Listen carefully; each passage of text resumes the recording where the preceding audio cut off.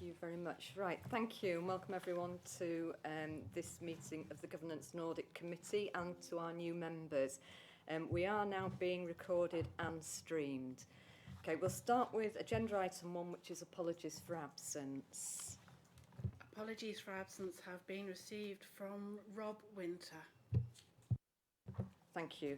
Rob can't make this meeting, as we've heard. He's sent me some comments which he's asked to be fed into the meeting at relevant points, and which I will do. I should say, though, that I'm going to have a talk with Nikki at some point just to understand how we move that sort of matter, or how we deal with that sort of request moving forward, and to make sure that we do represent people's views, but also that we ensure people are at the meetings to represent their own views as well. So once I've had that chat with Nikki, then we'll update you in future. Okay. Agenda item 2 is declarations of interest. Has anyone got any declarations of interest to declare? No, thank you. Agenda item 3. This is the agenda item that lists any matters that officers have recommended are heard in closed session. Today we've got 2 recommendations. One is for agenda item 12 appendix A, and the other is for agenda item 13 appendix 3. For the benefit of the new members, we've debated exemption of the matter raised under agenda item 3 at the last meeting. A couple of members felt very strongly that the matter shouldn't be exempt. There was no public interest argument for that matter being heard in closed session. Dave has asked me to share that he still feels that that's the same. As with agenda item 12, doesn't feel that's exempt. So as we've got new members, I'd be very interested to hear your views on that and understand whether you feel those 2 matters should remain exempt or not. And I wonder, before we do that, if any officers wanted to give their opinion on how they've arrived at the decision. Thank you, Chair. If I may assist, we've also got the Statutory Data Protection Officer here as well to assist with item 12. Now, local government has a regime under Schedule 12A to exempt certain items where it affects particular business affairs or commercial interests, or indeed the operation of a combined authority. It's important that when you apply those exemptions, these are different to legal privilege or other matters when we're in litigation, that we take a proportionate approach as to what should be disclosed and set out in the public arena and where it shouldn't. And that's where you take a balancing act.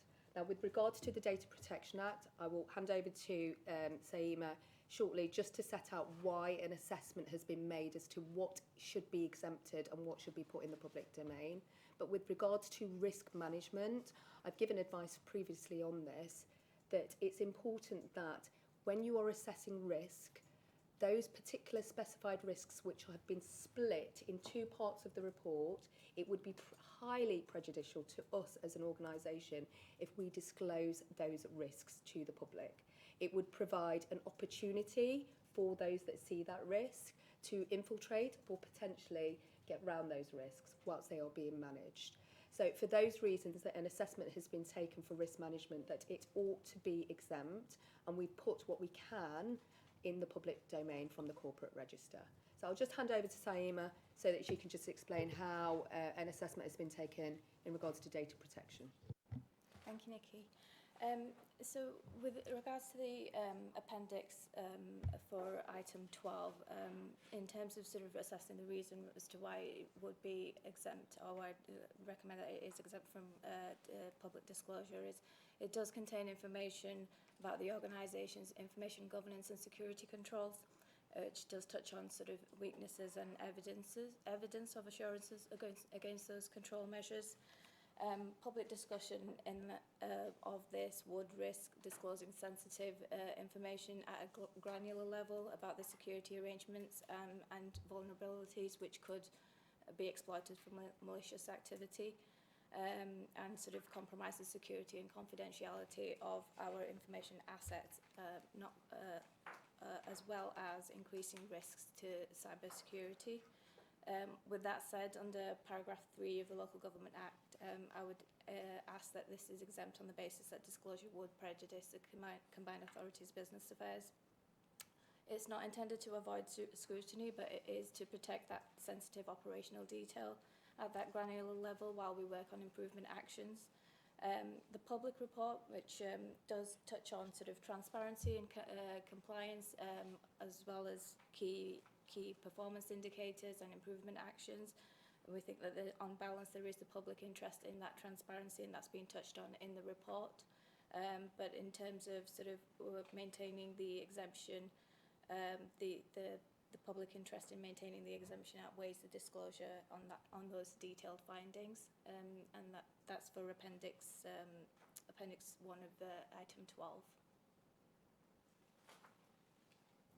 Thank you. So have any members got any questions that they'd like to raise or any comments on that? Just to clarify, my concerns with this was that not all of the information that in these two appendices I think needs to be excluded, and subject to what's just been said, I don't think clear specific reasons for particular things within the report have been outlined in the report as said here. I think you outlined the reasons why you could do that, but I think we need to have a more specific conversation potentially in the private session this time round about specifically which parts of this really need to be, particularly which risks need to be excluded, some of them I don't think do, and what the very specific vulnerabilities that we're leaving ourselves open to are if we do share this in public. So that's my concern.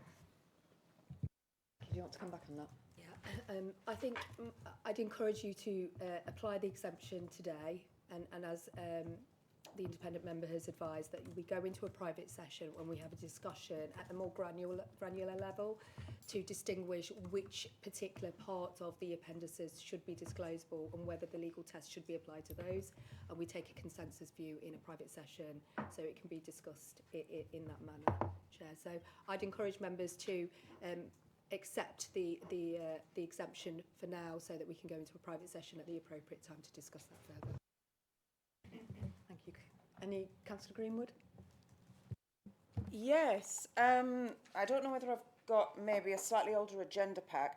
My agenda pack speaks to item 13, appendix 3, risk management. But in my pack, it appears to be agenda item 13, appendix 2 that is exempt. Yes, it is. Yes, that's right.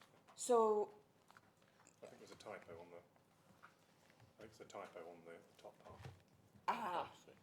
right. Well spotted, Councillor. So we'll need to make an amendment when we go to the vote on that.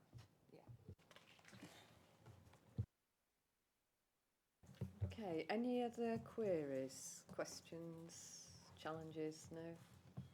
Okay, so if we can go to the vote on this then. All those in favour of agenda item 12, appendix 1, exemption being upheld?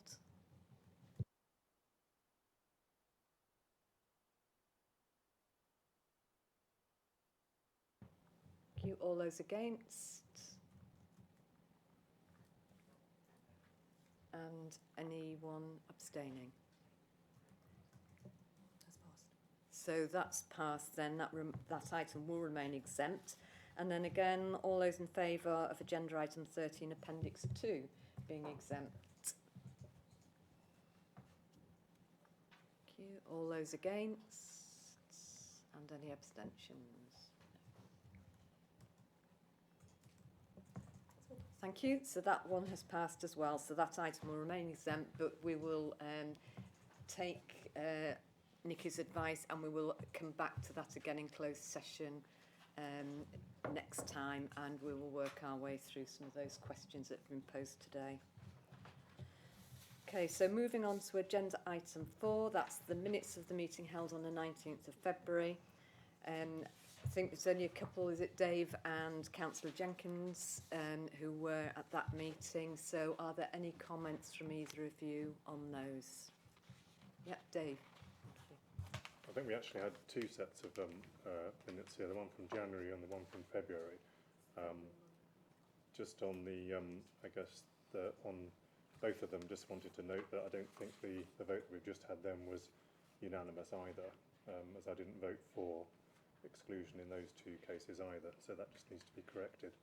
On the January ones, under item 6, I think at the time I requested that the reporting line, the administrative reporting line for the head of internal audit be changed to a more appropriate line to the CEO. I don't think that was recorded, nor the CEO's response to that, and that's not the first time we've asked that question here, so I think that needs to be recorded in the minutes. And then finally, just one thing, it's not to do with the accuracy of the minutes, just something to pick up at some point. Item 9 under the February minutes, we talk about the PwC external readiness check report, but there's been any progress on allowing us to see the content of that. I'd like to pick up at some point during the meeting if I could. Thank you. I think we've made note of all those adjustments. Councillor Jenkins, anything from you? No. So if we make the adjustments, can we accept them on the basis of making the adjustments? You can if Yeah. you all vote in favour of those amendments. They're clarification comments by the independent members, so it's entirely appropriate that that's included. Thank you. So can we just have a show of hands from you both that you accept those minutes? Just the ones who are here. Just the two who are here. Thank you. That's lovely. Okay, so agenda item 5, that's for the committee to note the governance arrangements for this committee. These were approved by the Combined Authority meeting on the 25th of June, and also for the committee to nominate the elected member for transport for the North Audit and Government Committee. So if we take the first matter first, which is to note the governance arrangements for this committee, these, for the benefit of new members, this committee has been extensively engaged during the development of these changes, so there shouldn't be anything that the existing members see in there that they weren't aware of. But Nikki, do you want to take us through this? So members, as the chair has outlined, this really sets out the governance arrangements which were approved at Combined Authority last week. In addition to that, there are some rather detailed terms of reference which were approved. Now, just by way of background, there was a significant governance review that was undertaken at the beginning of last year when I joined the Combined Authority. And what that was to do was really to streamline activity for the authority, given the legislative changes under the Devolution Act, which received royal assent in April. What we recognised was that given the strengthening of powers and more devolved powers for us as a combined authority, it was appropriate that we had agile committee structures in place so that decisions could be made very quickly and effectively in a transparent fashion. Hence why there was a reduction of 11 committees to 5. So there was a significant reduction. Now, with the terms of reference that you see before you, we have stood down what was FRCC committee, which dealt with finance and resourcing, and we've combined a lot of those duties with governance and audit scrutiny, and they've been spread across the tri-executive model. But what you will see here is a more consolidated position on you as a committee and what documentation you will now see going forward. Things like pay statements, not just treasury management reports, but a whole suite of documents relating to management structures and performance as well. Now, we have got a repository that is available for you as members, which we'll be hoping that you'll all sign up to, so that you can see a lot of the background information and internal governance decisions as well, so that you've got a completely transparent approach to how governance is taking place here. And the documentation within that pack really reflects that. It's very straightforward. It's just setting out what's been agreed at Combined Authority. If you have any comments, I'm happy to take those. But really, it sets out the calendar of dates, what the membership is. You're all sat around the table, thankfully. And then there's the secondary matter, as Chair has outlined, the appointment to Transport for North, external nominee from this committee. Chair, I'm happy to take further questions if you have any, and members, but that concludes my points. Thank you, and I think it's important to note that the focus of this committee, regardless of the change, is on independent assurance and the processes of reviewing the governance framework. So that hasn't changed at all in what we're looking to do. Councillor Taylor. Yeah, thank you, Chair. I just had a question on the terms of reference. In the terms of reference, it talks about us reviewing management information quarterly, but we don't meet quarterly. So when you look at the dates that we meet, you know, two of the dates are very close together in sort of January and February, so I'm not quite sure how we can review management information quarterly if we're not meeting, you know, sort of at an appropriate spread through the year. So I'm not quite sure how we meet that. I think Kate's in going terms to of come back on this reference. one. So the committee meets, I think, in terms of numbers quarterly. Sometimes the cycle has to, so the primary objective, I guess, for the committee is making sure that it can certainly cover things like the audit cycle, for example, so it can fulfil those statutory duties it has around the accounts, approving opinions, etc., during that point in time. For that, I think certainly we can look at the timing if we feel that that is absolutely not a problem, to make sure that they are synced sufficiently. I think, you know, we are still working through. Nikki's team have done a huge amount of work. There is a huge amount of reorganisation with the new governance in making sure that that syncing is there, and we, you know, with your permission as a committee, we can look at that back. Just to clarify around the January and the February meetings, the January meeting will be an accounts-only meeting, so the primary purpose of that will be for you to come together to approve the annual accounts for 25-26 to meet the backstop date of the 30th of January that is required. So it will be a one-item only meeting, and February will be a normal business meeting in there. So that's why they come together there. I think that makes my point.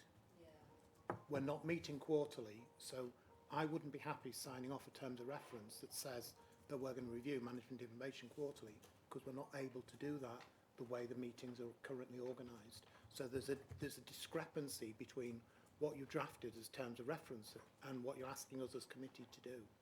I think the drafting took place before the calendar dates were set, or it's happened in reverse, but we can certainly adjust that. If you would like that's a non-material amendment essentially, I would say. We can say that they will be presented in whichever frequency or course that you would prefer.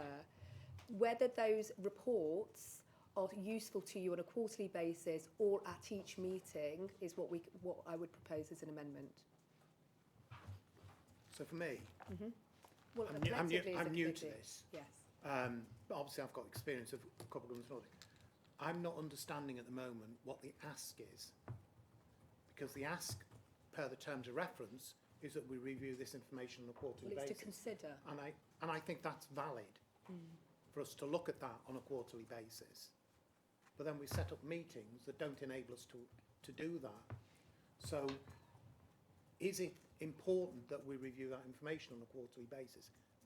It feels to me as though it is, but I don't know that. That's just my gut feel. But the arrangements you put in place don't enable us to do that.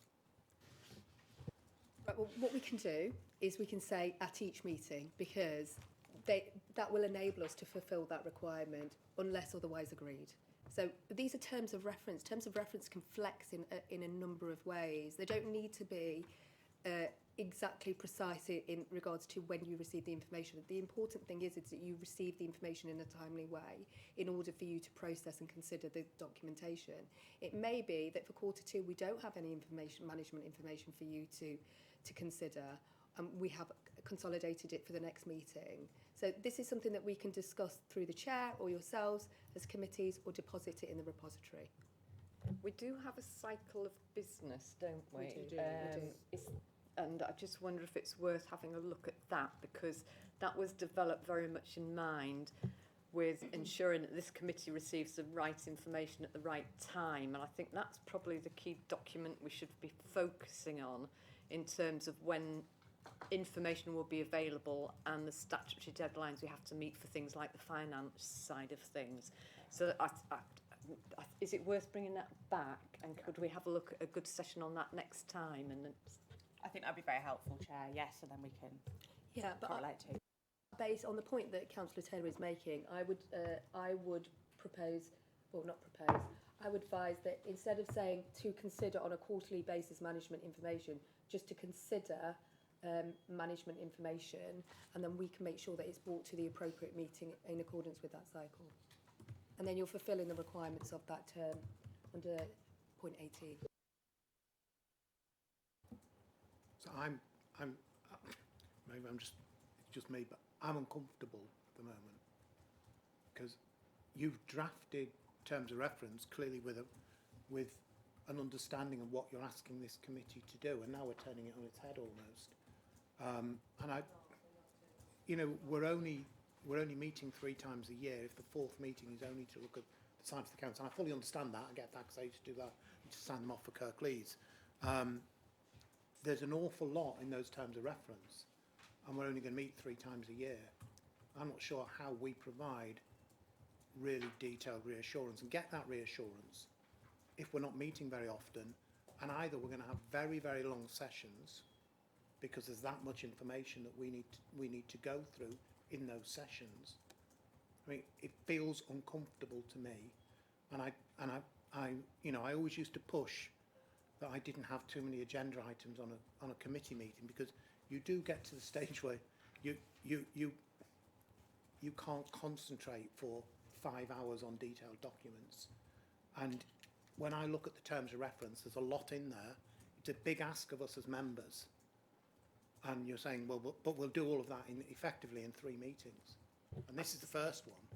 I think there's several questions in that, isn't there? One is, are we receiving the right information at the right time to give that effective governance? The other is around the number of times we receive that information.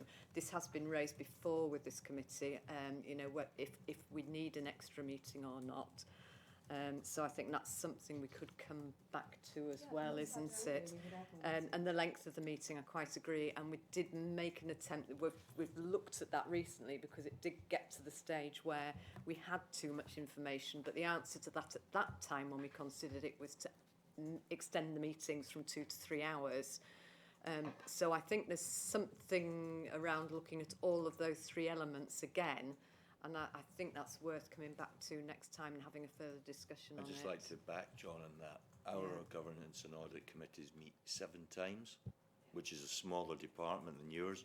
So I do back them. This is a lot to go through. Yeah, so if we reduce it and have more meetings, or even just add an extra one, would be beneficial. We could certainly look at that. So we can. I totally take on board the points that you're raising. There is a lot of information for you to process, so we can certainly look at adding dates and making sure that they're not overwhelmingly long so that you can get through the information. Can I also, Nikki, just raise a point that Rob asked me to present, which he felt there was a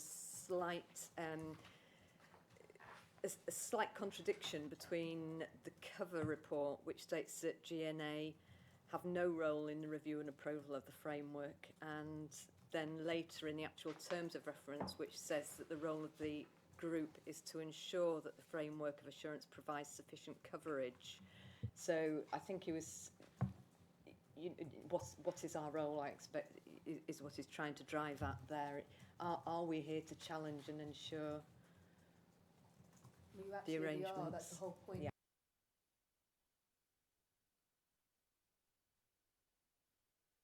Okay, thank you.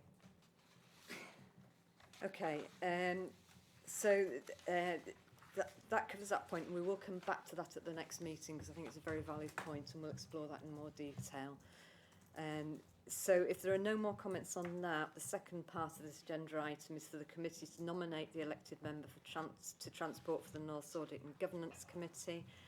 And we have a nomination, Councillor Jenkins, and I think we've got somebody to second that. So, Councillor... Right, sorry. Sorry? Proposer and then Oh, proposer. Sorry, proposer first. So Councillor Cumming and then second. Thank you very much, Councillor Taylor. Okay, so we can confirm then, Councillor... No, we need to go to the vote. Oh, okay, okay. So you've got a proposer, you've got a seconder, so can we go to the vote for the appointment of... Thank you so much. That's unanimous. Okay. Thank you. Okay. So we move on to agenda item 6, and this is for members to receive and comment on the draft internal governance report. This report details the governance improvement plan, which was adjusted to reflect previous comments from this committee. So again, on this one, I've received several comments from Dave, which I'll go through before I pass over to officers. There was a view that the governance statement should include key risks and how these have changed through the year. So I think they were looking at the transition journey in terms of those risks. There was a request for more detail on the White Rose and the CI systems implementations. There was concern that the statement on pages 34 and 35 don't align with the opinion expressed throughout the year by the Head of Internal Audit. And then there were two requests. Firstly, to have sight of changes to the annual governance statement well in advance of the meeting. And secondly, for the governance improvement plan to come back to governance and audit with more detail on the impact of changes made. So quite a few comments there. So can I pass over to officers to introduce it? Nikki? Thank you, Chair. So for members who are not familiar or are familiar with this, this is an annual governance statement.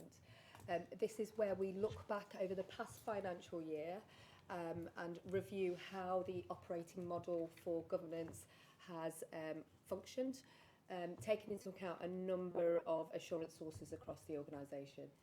One of those has been mentioned, namely the internal audit function, which is one element of us forming that statement. We also look at risk management, which has also been mentioned. We look at performance operations across the organisation, as well as governance and compliance monitoring. And then we get input from all of the directors, the directorates, they all feed into this statement so that we create a holistic document. This is a document that looks back at the organisation as a whole. It doesn't hone into specifics. It takes a holistic view and a balanced view of the governance arrangements. Now, the overall conclusions within this governance annual governance statement were that there were sound governance arrangements in place. And this is taken against and through the lens that we have been a significantly fast-paced organisation that is growing really quickly. We are getting more devolved powers. We've been through a readiness check through central government to assess whether we have got the right arrangements in place to get integrated settlement. Integrated settlement for us as an organisation is a huge step forward in relation to devolved powers and responsibility in delivering major programmes. And governance is a real important aspect, and the annual governance statement seeks to reflect that. It also acknowledges that we've had a big year of transition. There's a lot of change within the organisation in terms of workforce, skills and programme of delivery. So it's about looking at that in a holistic way, but it does recognise our weaknesses.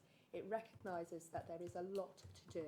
There are weaknesses, and the main point is that there is inconsistency in a number of areas and controls within the combined authority. So during this year of transition, there is a lot of strengthening that needs to be undertaken around our systems, CIA systems, around financial controls, around how we're going to embed this new governance arrangement, which was approved in March 2026. With that, there is quite a detailed improvement plan that sits behind the governance statement, which recognises all of the steps that we have to take under the lens that we are changing as an organisation. We are a strategic mayoral authority now, and there is a lot to do. The trajectory is really, really high. And in my view, this is a corporate response to all of those suite and sources of assurance as to how we consider the year has happened and a look back. So, Chair, on the points that you've said about, let me take the points in sequence.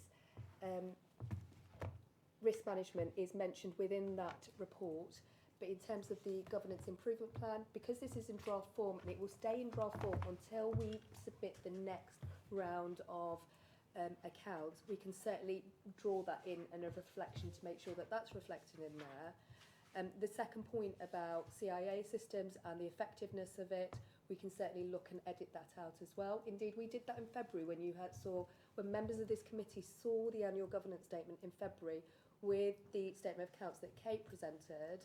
We looked at all of the points, and as you will see, there are areas that we've noted that were raised in February and what action has been taken in regards to that. And then thirdly, I can only apologise that you did not have sight of the annual governance statement before the combined authority. I would say that that is because of the synchronisation of meetings.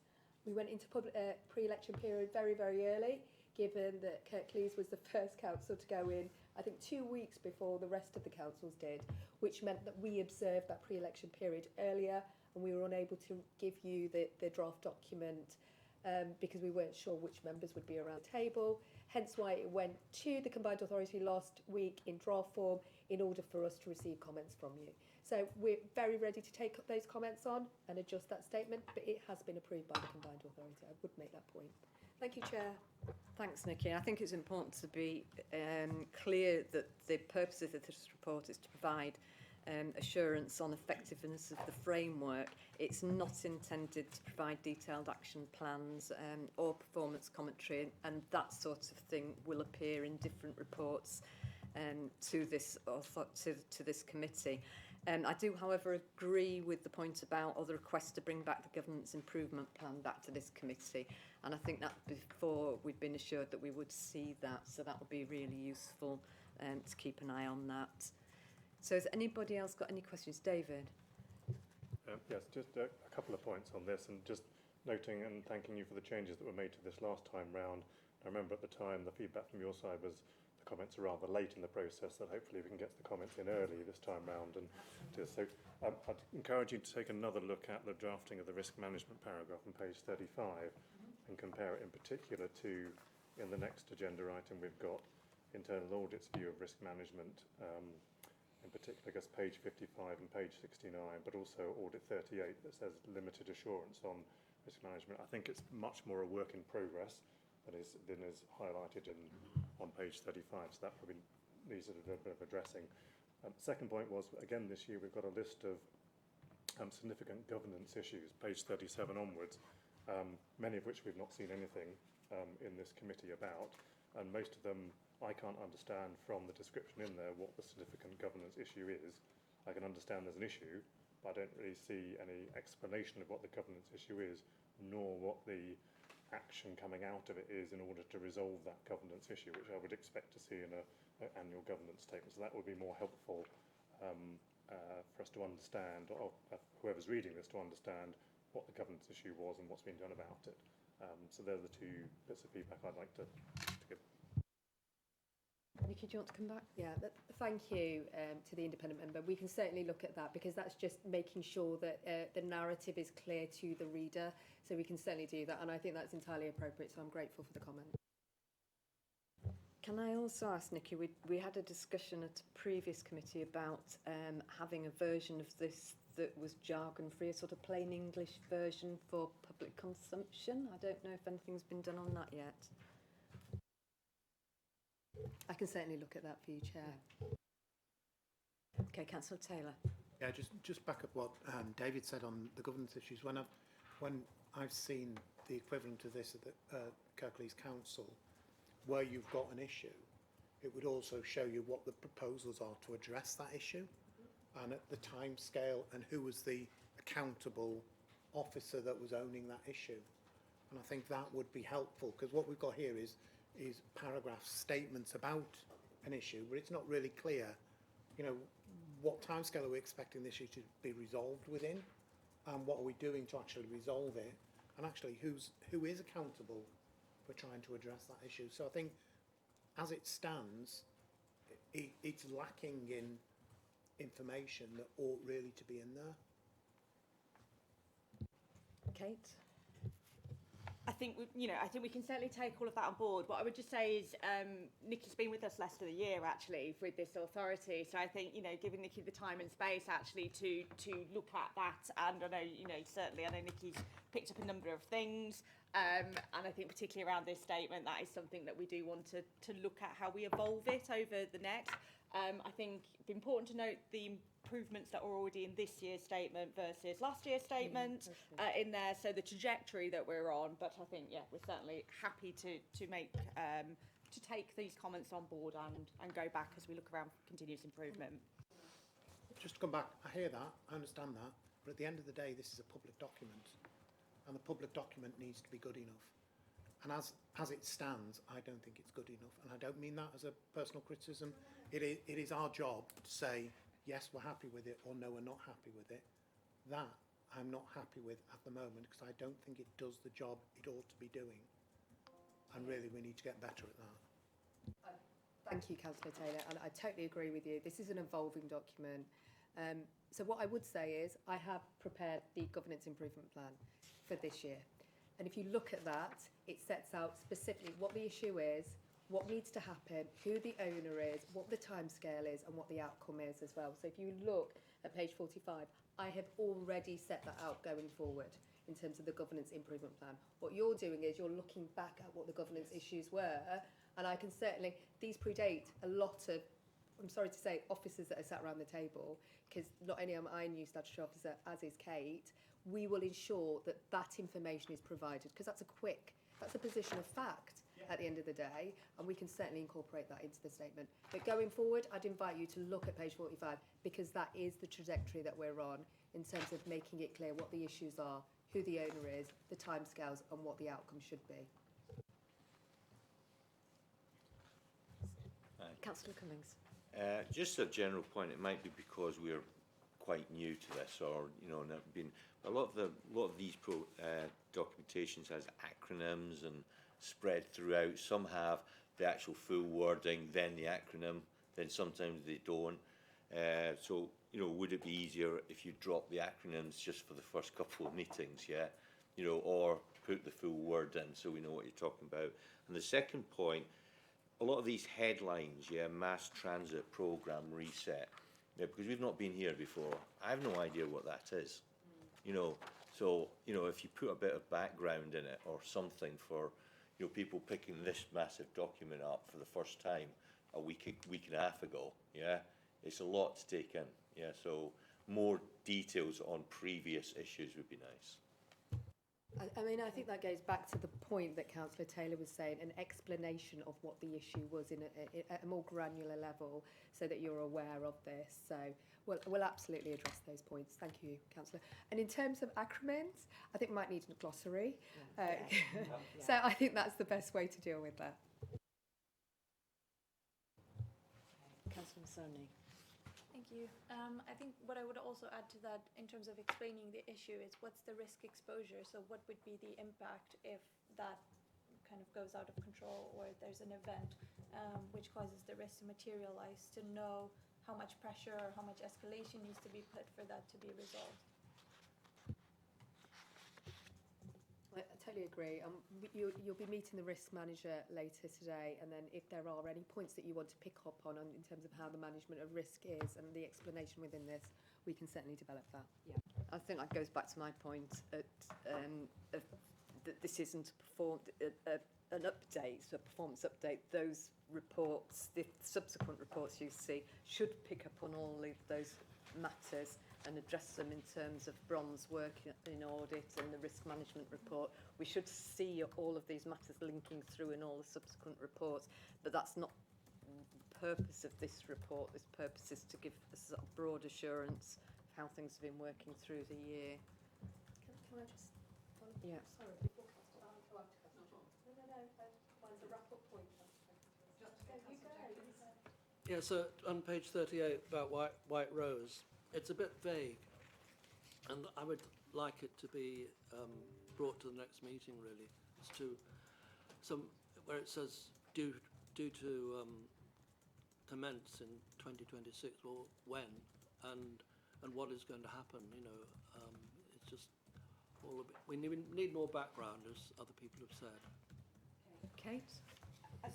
So there have been several reports on White Rose that have gone through to the Combined Authority already in there. So it's a report probably going back around 12 months, which looked at lessons learned.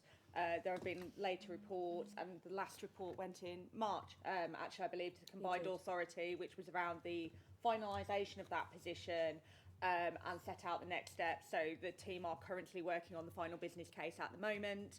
We have just secured the site and are in the process of looking and costing that up, and that will feed into the final business case that will be coming through when ready to the Combined Authority.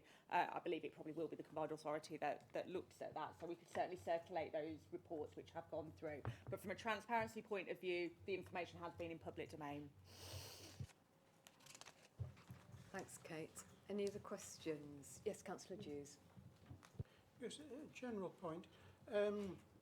Nicky, you were just saying about how there's a lot more major responsibilities coming down the track.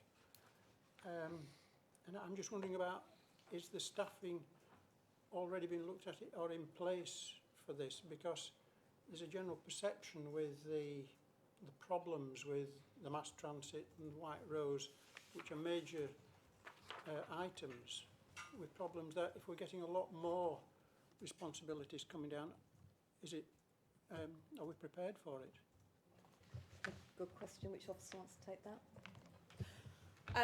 So that is, again, there've been, so Ben as the head of paid service, that sits within his statutory role effectively to assess that we have the right people in place. We have actually taken a number of reports again throughout the year which have talked, so there was a paper that went around future state of the organisation, probably going back about 8 months ago, that went to the combined authority and talked around the skills and the future workforce strategy of the organisation as well, in terms of what we will need for the future to be able to meet either increased powers or in some cases newer powers that are coming through, so new areas that are in there.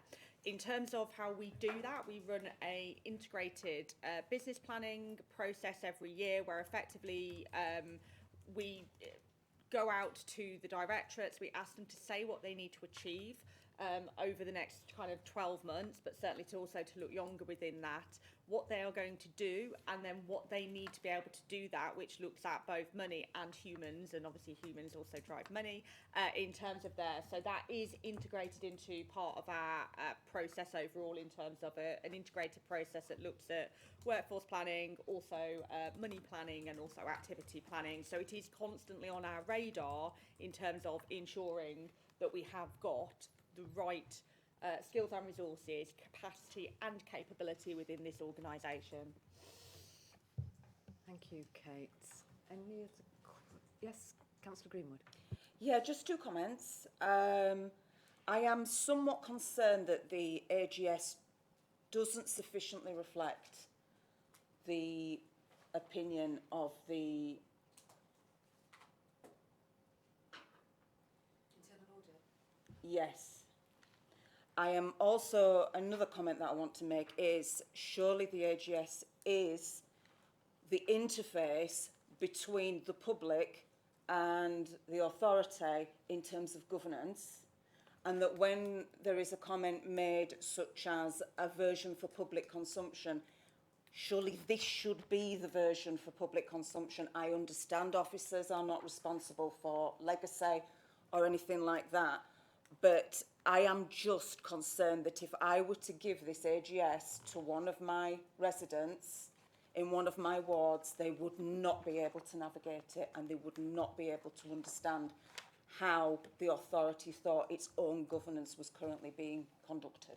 Those are just my 2 comments. Thank you. Nikki, do you want to come back on that second point, and then Bron on the first? So on the second point about it not being appropriate for public consumption, I can certainly take that on board, but this is a template that the Combined Authority and a lot of combined authorities use in terms of the headlines of what's required, and the content of that is taken from what's called a Code of Corporate Governance and Framework, which is prepared by CITFA. So in February, the framework, which is the setting of how we do the annual governance statement, was approved by this committee in February because we'd updated it. From that, we use that framework, and it sets out very specifically what is required in this document. I take on board that it's quite a technical document, and maybe that's something that we need to reflect on so that members of the public can read it. But what I would assure you is that it does not differ from annual governance statements that you see across the country. This is very much akin to what you will see nationally. Okay, thank you. And Bron, did you want to come back on the other point? I am going to pick that up in the section on the head of audit opinion. So rather than repeat myself, I'll deal with it there. Yeah, all right, that's Chair? lovely. Thank you. Okay. Any other questions or comments? Can I just make one closing Yeah. point if there's no more questions? The cycle of this year, this municipal year and the last municipal year, has been quite difficult to manage. The preparation of these documents has been later rather than earlier, and I've not been able to get them to you as earlier as I would have preferred. We are going to start on the next annual governance statement now. So you will be seeing that in its draft form rather than you being presented with a document. That's my intention as monitoring officer, because it's not appropriate that we just present you with something that's already gone through a particular channel. So I just want to say we're resetting that approach, and Kate and I have discussed this as statutory officers, and what we're hoping to do is work with our statutory officers and our teams on assurance to make sure that that is a clearer trajectory for you, so that you can input at the right time rather than being presented with something and having to retrofit almost. Thank you, Nikki. And I think it's important to recognise the authority has got a bit of a balance between including in these documents things that they're expected to put in because of CIPFA and things like that, and recognising a need that, such as your constituents, need something that's readable and understandable. So it is a very difficult balance, but I would ask officers if they could take that challenge away and just maybe come back and let us know their thoughts on that. Okay, thank you. So there's no more questions on that. Can we note that the committee has considered that item? Thank you. We move on to agenda item 7, and that's the annual report covering the work of internal audit on the 25-26 audit plan. So, Bron, did you want to talk to this paper?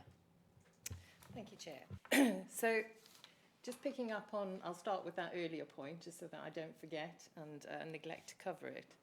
It is really important to remember that the context of internal audit work is set around a risk-based plan focused on the areas of greatest risk and concern. It's inevitable that the slant of the work that we do is going to pick out the areas that require improvement and continuous development and embedding and further sort of proactive monitoring and attention by the organisation. So it is very easy to see the audit opinion of internal audit as because it's an independent assurance opinion, the one that supersedes everything else. It doesn't. It has to be seen in the context of what the organisation put forward in their annual governance statement and all of the reporting that comes to this committee throughout the course of the year, so that when you review the annual governance statement, you're factoring in all of what you've seen through the course of the year. It's a difficult one for this committee because you haven't been here over this last year to see all of the things that have come to this committee.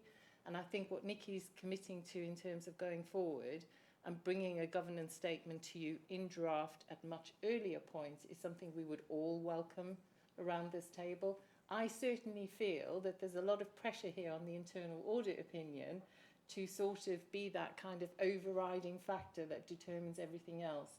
It shouldn't be. It's a significant independent view, but it is the opinion of audit. It is not the management response to how they have organised and governed their organisation during the last year.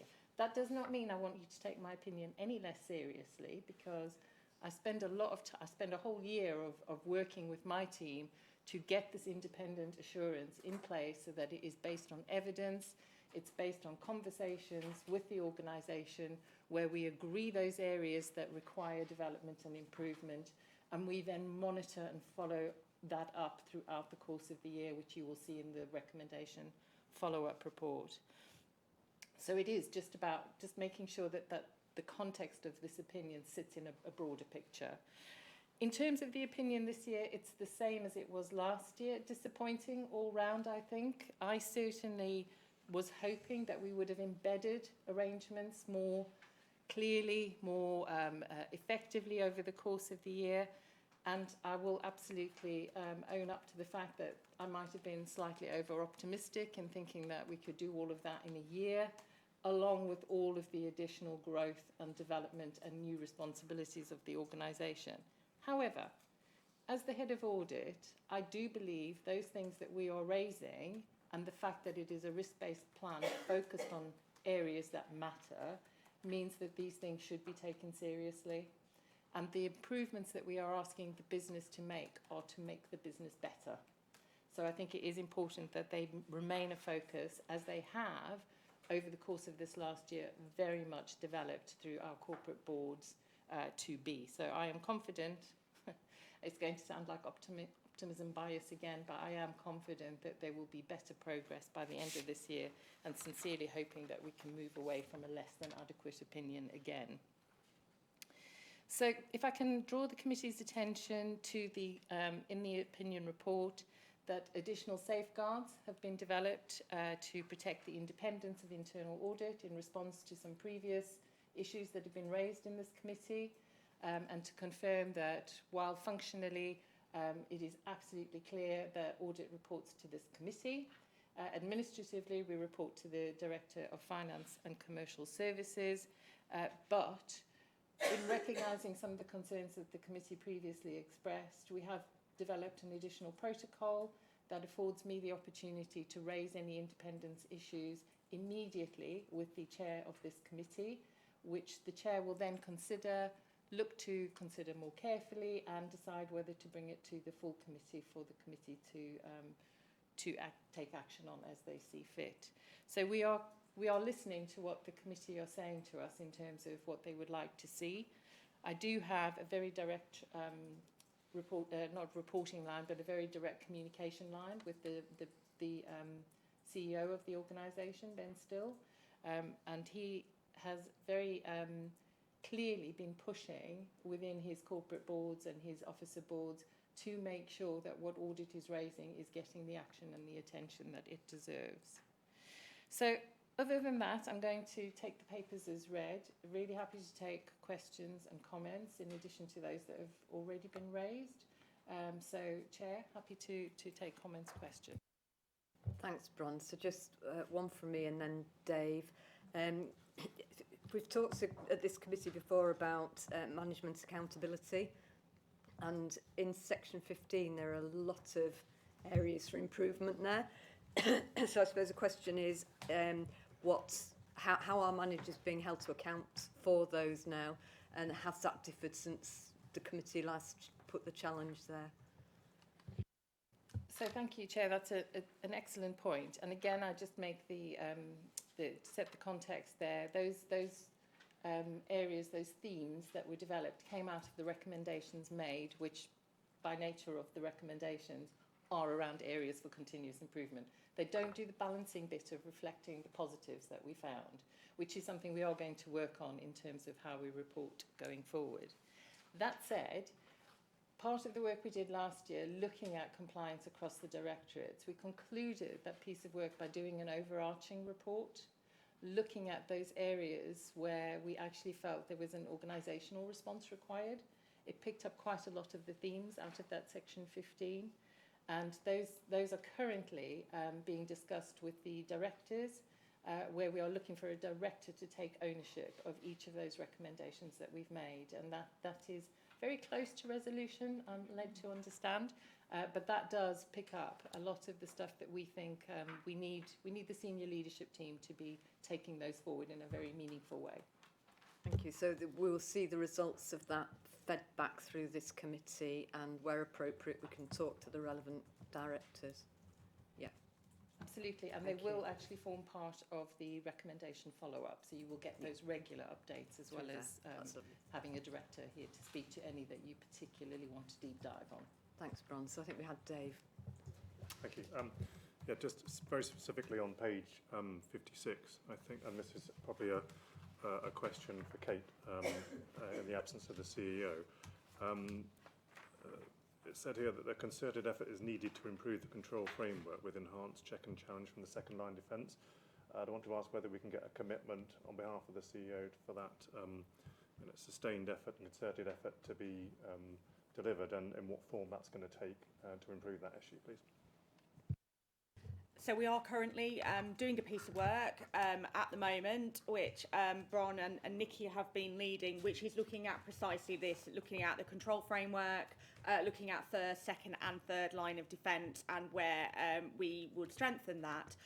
The bulk of effectively second line of defence within our organisation largely sits within the corporate services of the organisation. So activity is delivered at first line by our delivery directorates. Second line sits with us as corporate services, and then third sits more with internal audit, external audit that are in there. So we are absolutely strengthening that within there. We introduced a corporate board chaired by myself into our internal governance structure within the last sort of year in terms of that, which is providing a forum actually for us to be able to strengthen that and to keep monitoring that progress. So it's certainly a very sort of strong focus of us as corporate directors at the moment, and something we are working through. I think we could look to bring that piece of work actually and report to the committee at a suitable point in time, so you can see that.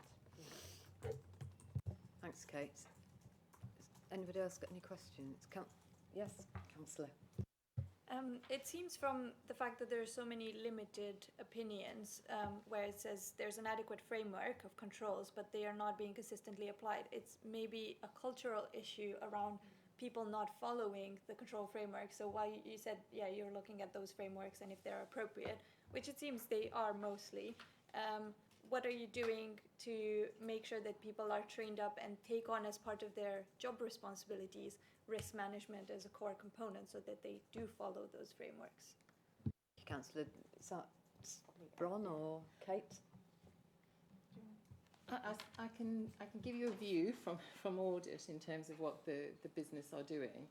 A lot of the limited reports came out of the approach to doing a directorate by directorate assessment of compliance. And it was a very deliberate thing that we did to give us a baseline of where everybody was. Part of what we did, so right down at individual head of service level rather than overall directorate level, we talked with the heads of service about what their specific control frameworks looked like, how they were describing those as part of, so it was very much a compliance audit, but it was also advisory in that we gave some advice and guidance at that level at that point in terms of what we would expect to see and where we thought that improvements could be made. And really what we want the second line to do, the second line of defence going forward, is to test those control frameworks more regularly. So the control frameworks were there, not always set out as clearly as they could be, and certainly worth heads of service paying attention to. And that's what the benefit of that directorate-wide review was we were really getting down into that level of the business to improve the way that they were dealing with things. On the risk management point specifically, I have some strong views that the way we get risk management better embedded in the organisation is to unengineer it a bit, make it much more accessible to people. I think you're in real danger if you make it an all singing, all dancing, does everything for everyone, starts to do nothing for anyone. Because actually what happens is people disengage and they stop actually doing risk management in the way you want them to do it. So we have a lot of work, and one of the limited audit reports was around risk management. And it wasn't because we're not doing enough, it's because we're doing too much. It's because we are making it hard for people to fill in really long risk registers that I know are great when you want to do dashboards and present information, etc. But somebody has to sit there and do the work of filling in those registers. And if you're asking for teams and across the organisation for that to be embedded and done well, you have to make it easy. I think it's an audit mantra, isn't it? You keep it simple so that people can simply comply.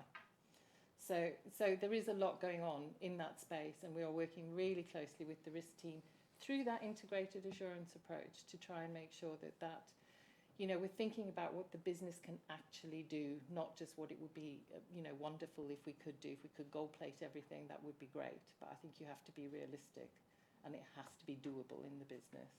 Does that answer the... Thank you. Councillor Taylor. Yeah, 2 points I'd like to make. Firstly, nobody's really focused on, but actually when you look at the report, your team have done a good job.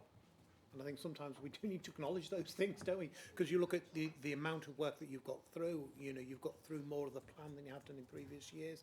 And when you look at the data that's there, it reads a good story, doesn't it? So please pass on our thanks to your team. Then my other comment is around the some of the work that has been done, and particularly the 3 where we came out with minimal audit opinion.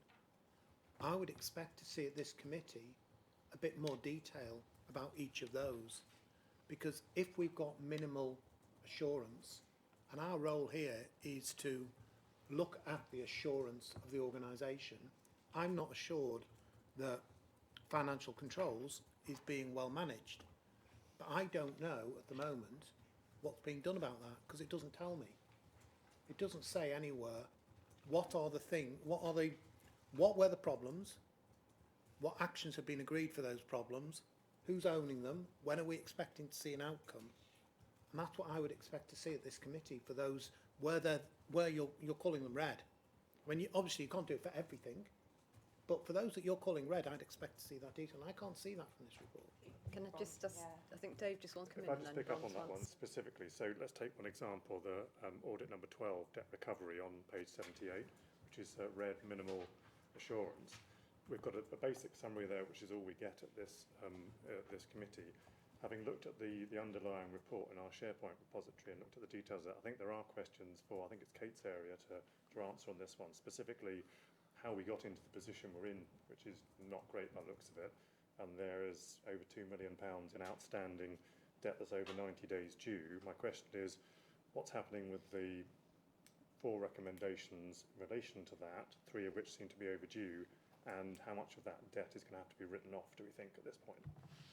So, Bron, do you want to take the first point and then Kate on the... Actually, Dave's very helpfully pointed some of the things out I was going to do. We do bring the summaries here, we do bring the overarching dashboards, etc., but we do put the full reports in the repository, so the committee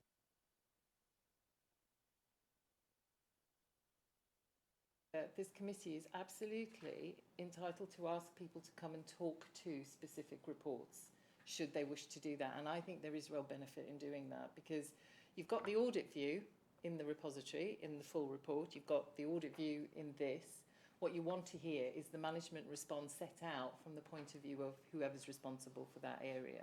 You get some comfort and assurance from the follow-up of the recommendations, because we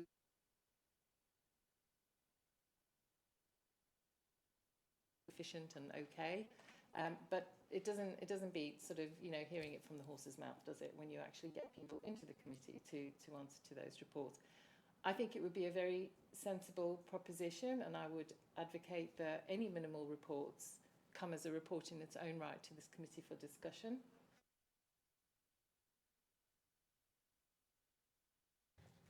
I would welcome that, Bron. I don't know if I'm supported by the committee members. Yes. Yeah, so if we could take that forward. Councillor, did you want to come back, Councillor Taylor? Yeah, the repository, I'm not familiar with the repository yet, but also this is a public document that's going into the public domain. The public don't have access to the repository. So we need to be thinking about what message are we giving to the public? Because we're saying there's a minimal assurance, but then we're saying nothing else about it. So I think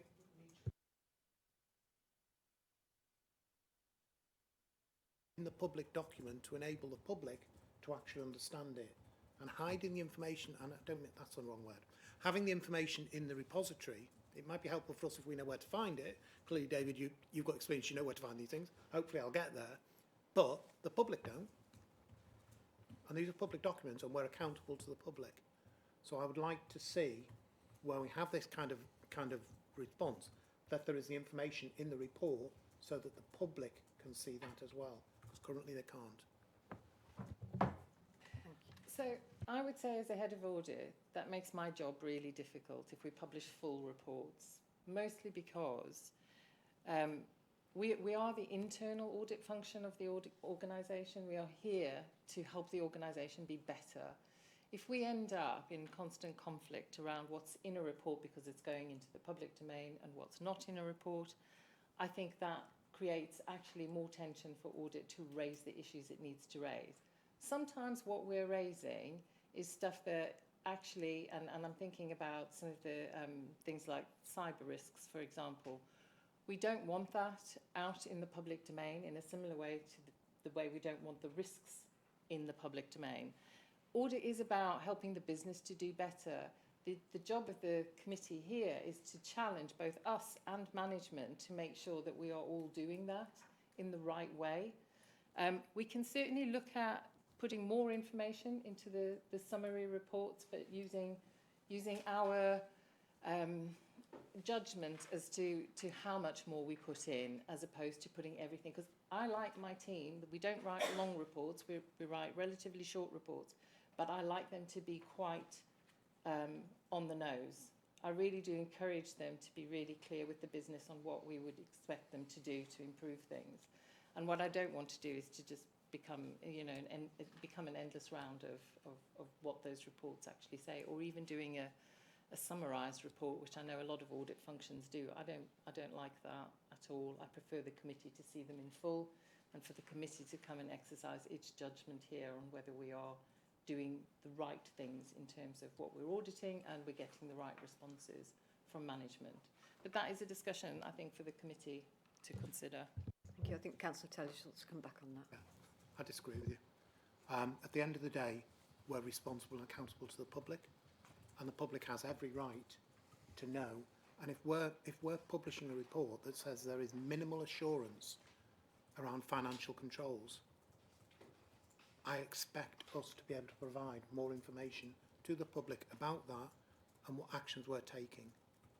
So I don't expect it on everything, but when we're saying we have minimal assurance, that's, you know, the public will quite rightly look at that and go, well, what on earth is the organisation doing about it? Because it appears from the report that, you know, we've reported that and on we move. And if it's uncomfortable for officers that they're getting a minimal assurance report and that's going into the public domain, well, you know what? That may help get officers to make sure that they don't get minimal reports. And it is part of the sanctions we have to make sure that they are delivering the right level of management control.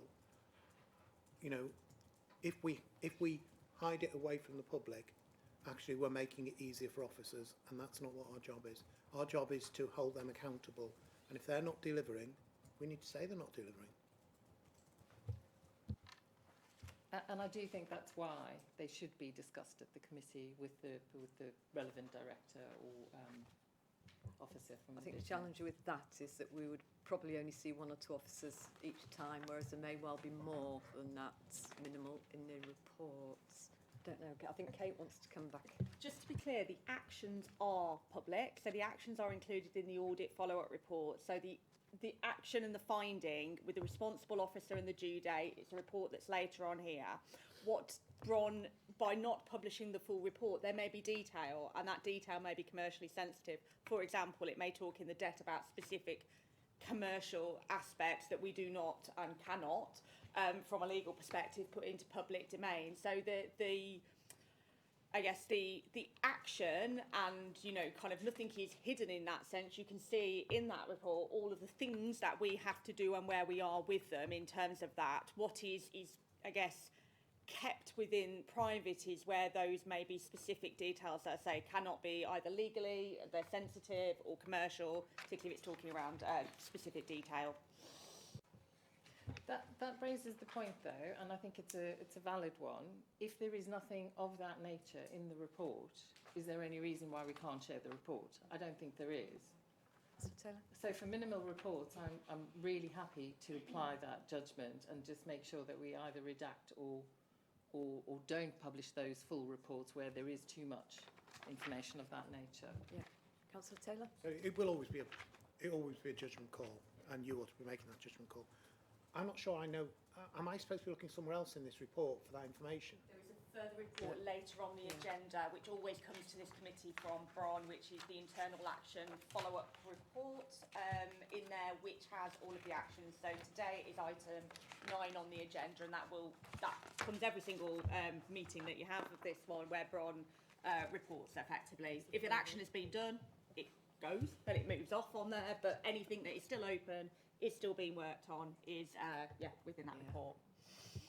There is maybe something here, is there, Bron, about cross-referencing some of these reports, because if you don't know that as an external reader, you might miss it. So if we've got something in one part of the report and there is further detail in another agenda item, can it be linked? probably just need to be mindful that we're discussing the head of internal audit opinion, which is a summary of all the work that has been done in the year. That the reports that are later on are actually the ongoing work. So there's almost two parts to this agenda, which is summarising out the work that has happened over the last 12 months, and then there is the ongoing BAU work, which obviously is the ongoing kind of piece in there. So I think we just need to be mindful of not confusing the two and keeping the purity of the opinion piece within there. That doesn't mean I couldn't reflect that in the cover report, which I'm happy to do. I will. Yes, I absolutely think take that on I think board. that would be useful in terms, because I think it feels to me as though we have got some of the answers within this report. It's just not clear how the two link. Are we going to come back to the response on this particular audit in the next agenda item? I was going to say, yeah, we'll pick up on that. Okay. Yeah, we will do. Councillor Greenwood, did you want to? Yes, I just wanted to comment, I think, about something going through the audit reports, particularly looking at some of the minimal assurance. I get a sense that there's a basic requirement for a kind of basic governance toolkit that everybody gets whenever they start a project. That is very clear, very obvious, because it's as though people don't know what they should be doing on quite a fundamental level. Now, I know you're quite a young organisation, and I think organisations get more wary and more risk averse when they have gone through a period when things have gone really wrong, and they've got experience of that, so they immediately have that awareness of risk and resistance to risk. But I just wondered if some of the answers to this are just as simple as a very basic governance toolkit. So people understand what they should be thinking about and doing. And because, I mean, the idea to me that like you would set up a board or you'd set up a project and you would have no terms of reference is so alien to me that I think it needs kind of flagging up from a local authority point of view. Just that comment. I think all of the points that you've made there, Councillor Greenwood, is absolutely right. And we're working on that. This feeds into Councillor Marisoa's Sano's point, is that it's a cultural move and shift as well. So making sure we have got these toolkits, we've got a plethora of guidance, but it's about engaging with that document and making sure that you're ready and getting the right advice at the right time. Because, with the governance team, that's growing. I've come in from a local authority, so I understand these fundamental aspects, but it's a really, really good point, and that's something that I think we should reflect on as an organisation. Thank you. I think Bron, as well, you were developing the assurance framework, weren't you, to say an integrated framework. Is it worth just mentioning that work as well, how that's going? So yes, Kate actually alluded to it earlier. It's a piece of work that Nikki and I are working on. It will be Nikki's eventually. And that's to ensure that we are not, we don't become the overriding factor in that integrated assurance. It is genuinely pulling assurance from across all the different providers of assurance in the business, strengthening the second line, making sure we've got a map that's clear about where our assurances are. That is all work in progress that we've talked about previously at this committee, and we will, I think, be in a position to bring an update on that to the October meeting. I think I'm right, it is October. We would definitely expect to be able to come and present what the assurance map looks like, what the integrated assurance framework looks like, so that the committee can comment on that. We would welcome views on where people might have examples of good practice from elsewhere that they'd like to see us build in.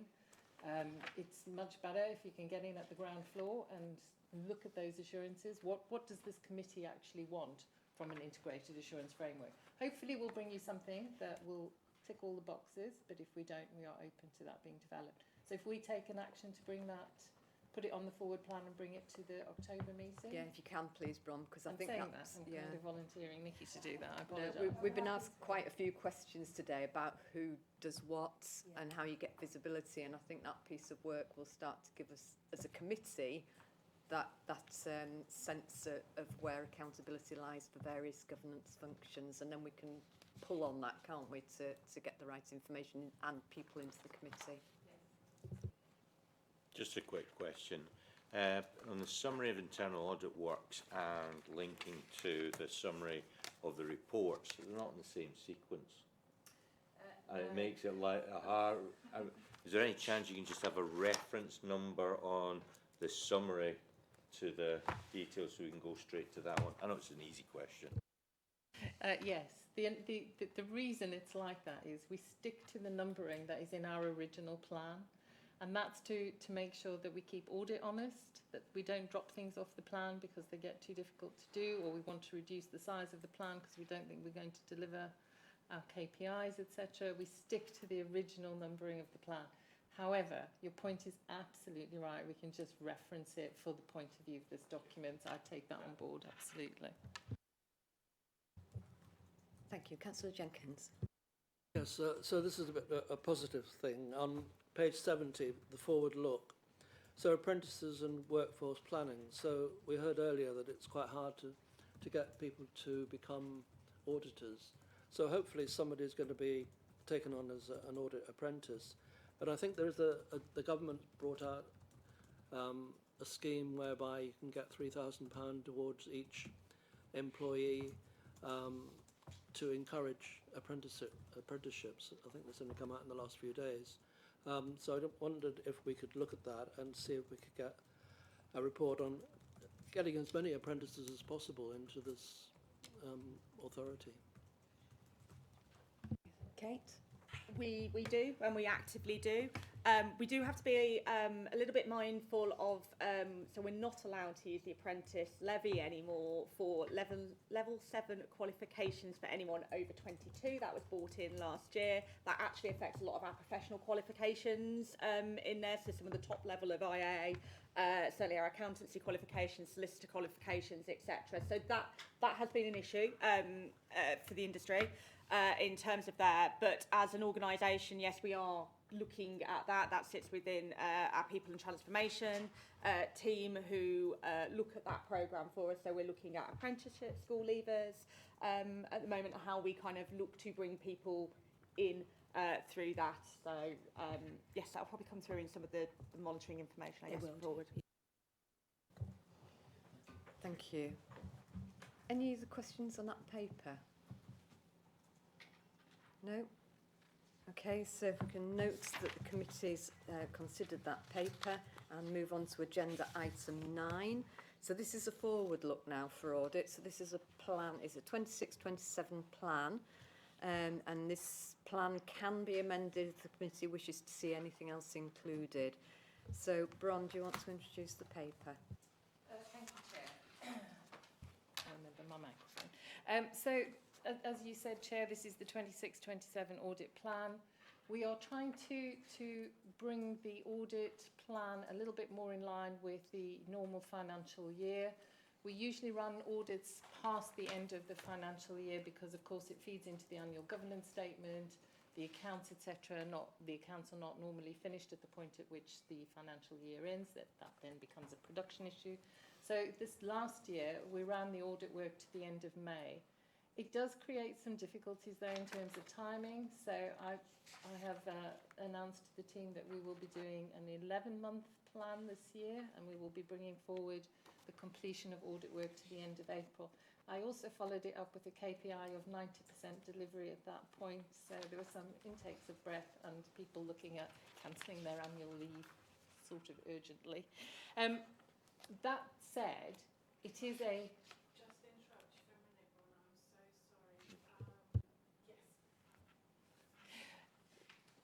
Right, okay, I'll try and pick up my train of thought there. I think I was on a roll, wasn't I?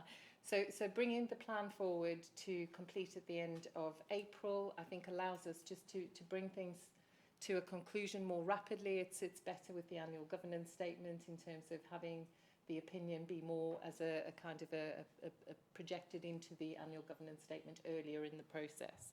So I think that is going to be really helpful. The plan itself, we would normally bring a draft to this committee for a full discussion where we go into the provenance of why things have been included on the plan, etc. But we had a long period of time where we missed a meeting which was scheduled for April, I think, or May. And we are now at a point where we are obviously in the new plan year. So I'm not going to say anything other than to this committee. We are already working on this draft plan. We have a number of reviews underway. We had a few reviews carried forward from last year, but it is dynamic. As the chair said, it is a risk-based plan, and by its very intent, it means we can flex, change, move, add, take out. Whatever we need to do with the approval of this committee, it is important this committee is confident that the plan is still addressing the right things. And that's kind of back to my point about numbering the plan at the first stage of the year and not changing the numbers throughout the course of the year means that we have to be absolutely clear and transparent when we are adding or taking things out of the plan. It's how I keep myself and my team honest, and I'm sure the committee will grow to love the rather sort of perverse numbering system further down in the year, but we will absolutely try and make the point of referencing more appropriately going forward. So this plan is for approval today. Normally, as I said, we would do a draft plan first, and then we'd bring the final following revisions as the final plan to be approved. If, however, the committee is content to approve the plan subject to any other things they would like us to consider, we can do that. That's not an issue. We can bring the plan again to the next meeting for further approval. We do that at every meeting. We do an update against the plan. We highlight any changes we're proposing to make or where events overtake us and things necessitate bringing in some more urgent work. So it is something that does come back to every single committee meeting, and you will have the opportunity to yay or nay any changes to the plan proposed in the future. I think that's all I'd like to say, apart from the fact that a lot of planning goes into actually developing what goes on the plan. It does reference that in the report. It is incredibly intense. It's a period of year the sort of while you're trying to complete 1 year's work and you're thinking about next year's work, it's very intense. We do get a lot of traction with our director and leadership team around the planning. So all of this stuff will have been through multiple discussions, both with individual directors as well as with the corporate boards. So it has a lot of internal consideration in terms of what goes on the plan. But I'm happy to take questions. I'm aware I'm perhaps just starting. Thanks, Bron. Just one from me, and then Councillor Greenwood. Can you just explain to the committee a bit about the risk-based prioritisation? You have explained it before, I know, but I think it'd be useful to go back to it because a point has been made that, for example, item 16, it's shown as quite high risk, but do later. So how do you arrive at what's the basis of the decision making? Okay, so the phasing of the audits, the do now, do next, do later, is not related to the risk. So the risk is what gets things on the plan. If it's very high risk or a corporate risk, it goes on the plan. If it's something that we can audit, it absolutely goes on the plan. The timing, the phasing, the do now, do next, do later, is that bit of flexibility that we get to accommodate new emerging risks, matters of concern that have come forward, so we can flex the plan, we can move it around from a do now to a do next or a do later. We did used to bring a quarterly plan to the committee, but it required so much change at every meeting that this just appeared to be a more flexible option that we, advisedly stole from other organisations that were using it effectively. But it's not meant to be an indicator of risk. So just because it's due later, it might absolutely be linked to the progress that we expect to see in that area and the point in the year at which we can actually give the most assurance. So it may be, for example, on some of the major projects, they will have a particular piece of work. Bus franchising is an example. They're going through the tendering process. We will take a view at the end of that to make sure that actually what has been done in terms of that process has been done in line with all of our contract standing orders and procurement regulations. That's an example. I'm not saying we will absolutely do that piece of work, by the way. It's just a phasing rather than a link to risk. Thank you. So Councillor Greenwood, Councillor Taylor and Councillor Massone.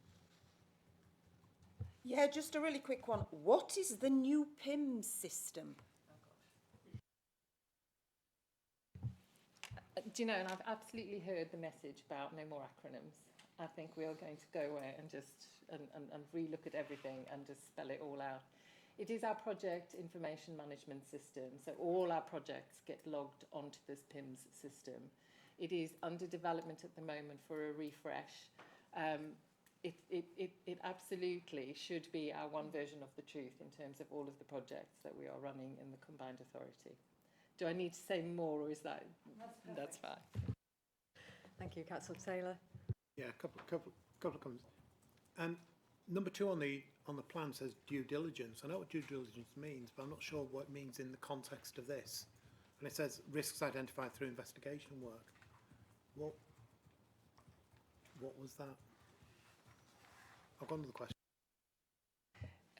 So investigation work does inform the plan, and where we've done investigations where we felt that actually we may have I don't know what due diligence oh right means in this context. I get why it's on the plan. Yeah. But what is it? So it is really what are grant funders and contract managers looking at, and what are they doing in terms of due diligence before they award. So it is very, very much predicated on are we doing sufficient upfront checks before we actually make a grant or give out a contract. So could we possibly extend the descriptions of some of those just to give that level of... Yeah. And then my second one was really when we've done an audit opinion, and particularly those that are minimal, presumably at some point we go back, and I'm not sure whether that shows on here or it's picked up in a different way. I'm sure it is picked up in some way, but should I be seeing it on here, or is it picked up differently? So we do the follow-up through the recommendation follow-up. If we believe that actually that's sufficient, because we have an absolute hard line that we do not close recommendations until we see the evidence. And I think the directors around the table here will tell you the team are very dogmatic about that. If we believe that actually we don't need to do a follow-up piece, we don't automatically schedule in follow-up pieces. And that's irrespective of the opinion rating, because we treat everything on its own merits. If, however, we think that sufficient progress has not been made and we want to come in and do a more specific follow-up piece to identify what the blockers might be to why that is not happening, we will come in and do that. We have a contingency award in each and every single directorate area. That is where we would build in additional things, and it would be added to the plan. But we do it on a case-by-case basis because it can soak up a lot of resource. I mean, we're quite fortunate that we only had 3 minimal reports this last year, but I think, and some of those are sort of factoring into other audits that we're doing, so we would try and pick it up there as well. But yeah, we would leave ourselves the option to do a full follow-up review. Yeah. Thank you. Councillor Mirisona. I was going to ask a similar thing about how the minimal assurance reports are followed up, because, for example, like the payroll one, it would require extensive sample testing to check that it is actually operating in a full period. Because, yeah, while they might provide documentation to say, you know, they now have policies and guidance, how do we know that that's actually operating consistently in that department? So yeah, we'll be looking forward to see how it develops through the year in terms of the action tracking, and then to determine whether further testing is needed as an audit or like a short follow-up. Actually, you've just given me an absolutely perfect segue into a little bit about the data analytics work that we're doing. So that payroll audit identified an area that could benefit from regular data analytics work from the team. So we have put together a script that we are now running regularly and giving the exception reports to the payroll team to take action on. So we are sort of almost trying to do not just what you would think of as traditional audit, we're trying to also add value in the sense of if we pick up issues within the way things are operating, and we have an opportunity to do, through the use of the specific audit software we have, some data analytics work to support the areas of the business, we do that. So it's a great example of where we have follow-up and we have also additional action and then the potential to do further audits if we need to. Is that data analytics work, after it's embedded, planned to be transferred over to the teams that are receiving it? Because it's not really internal audit's job to be giving out regular reports when you could be focusing on areas of higher risk. And that is a very astute point and absolutely correct. And that is where this integrated assurance approach and developing the second line of defence into fulfilling that role. In the meantime, though, we'd rather we absolutely were picking up any anomalies and dealing with them. So Audit will do that until the point at which the business is competent to take that on and to do it effectively.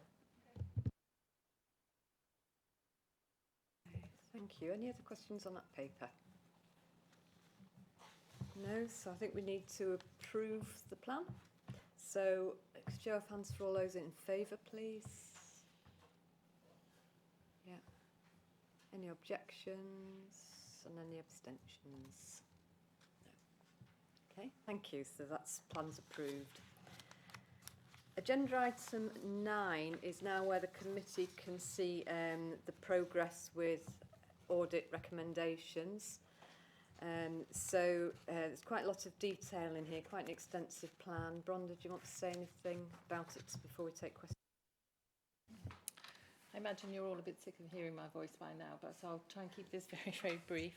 I've already suggested there may be some opportunities to invite people in to respond to things in future, so I won't reiterate that. But just in terms of a positive that I do want to bring to the committee's attention, if you look at the first table in the appendix under the performance metrics, the first graph there shows that the overdue actions have gone down from 29% to 18%.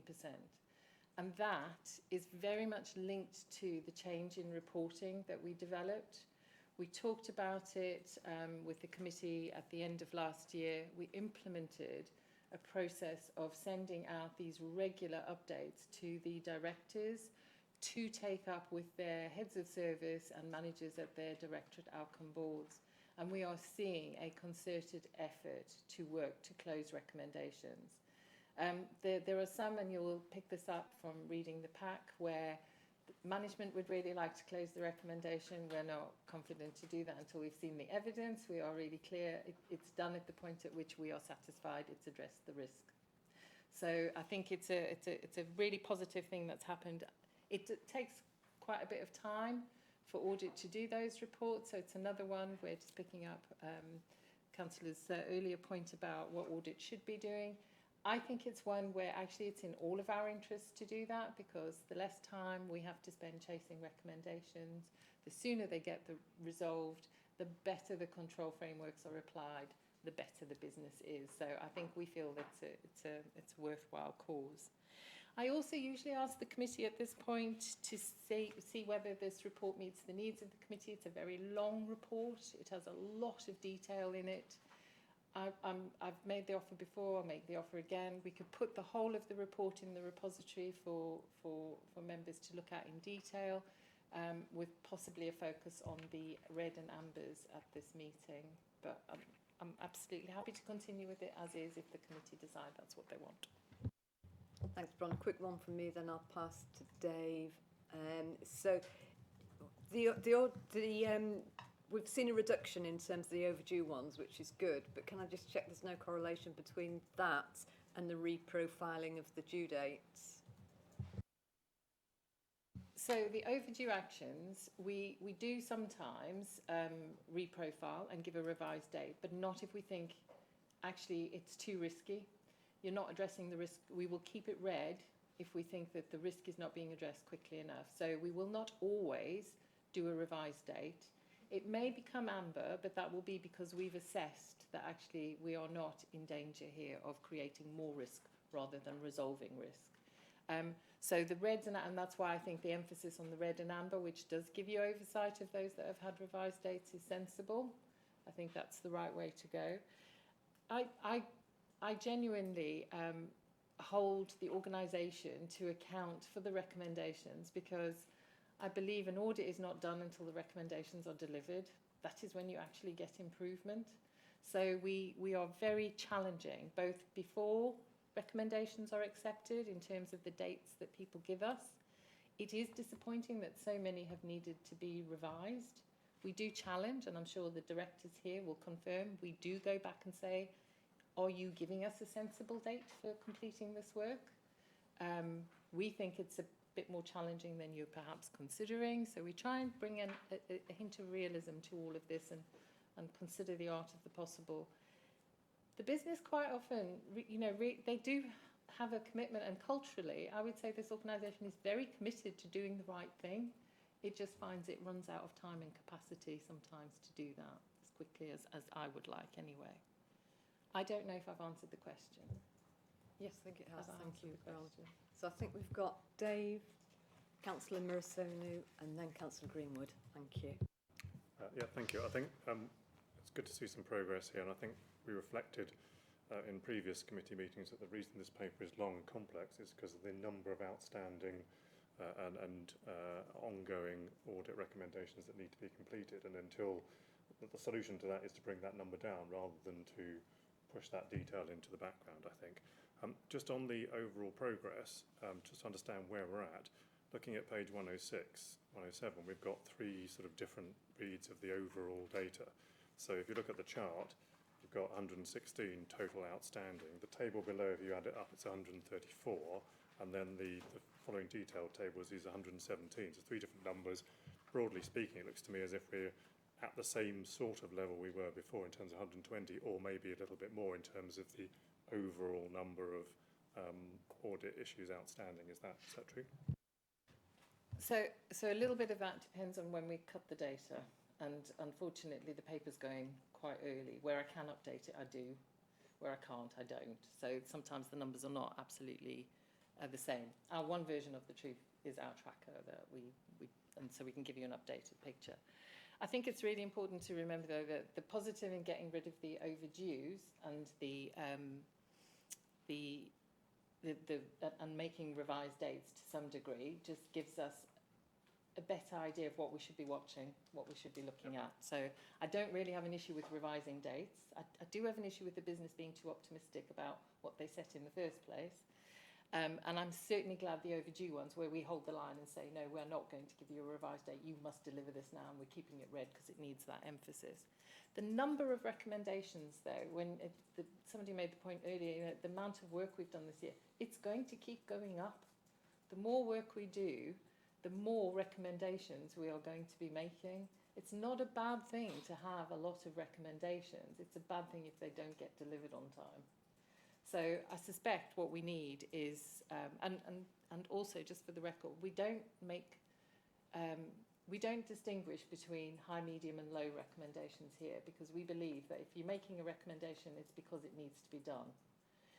We are looking at, in the future, bringing in a critical and I can't remember the term, a critical and a serious recommendation, just to distinguish where there may be a time element that is significant, which we think would be helpful for the committee and the business to understand.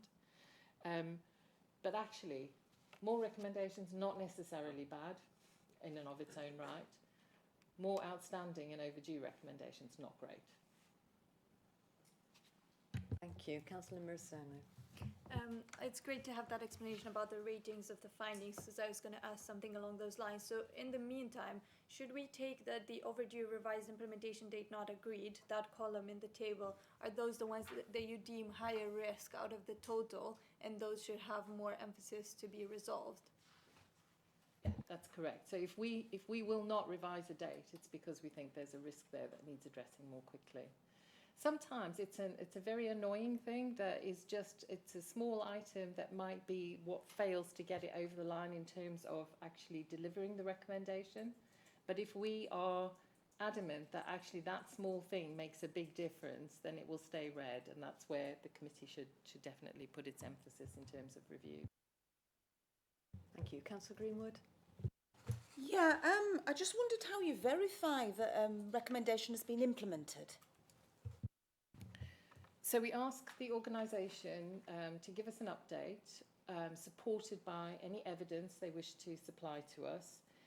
If the auditor is not confident that the evidence is actually demonstrating addressing the risk, because sometimes, and I'm sure you will pick this up in reading through the report, the management response doesn't always directly align with the recommendation and the risk.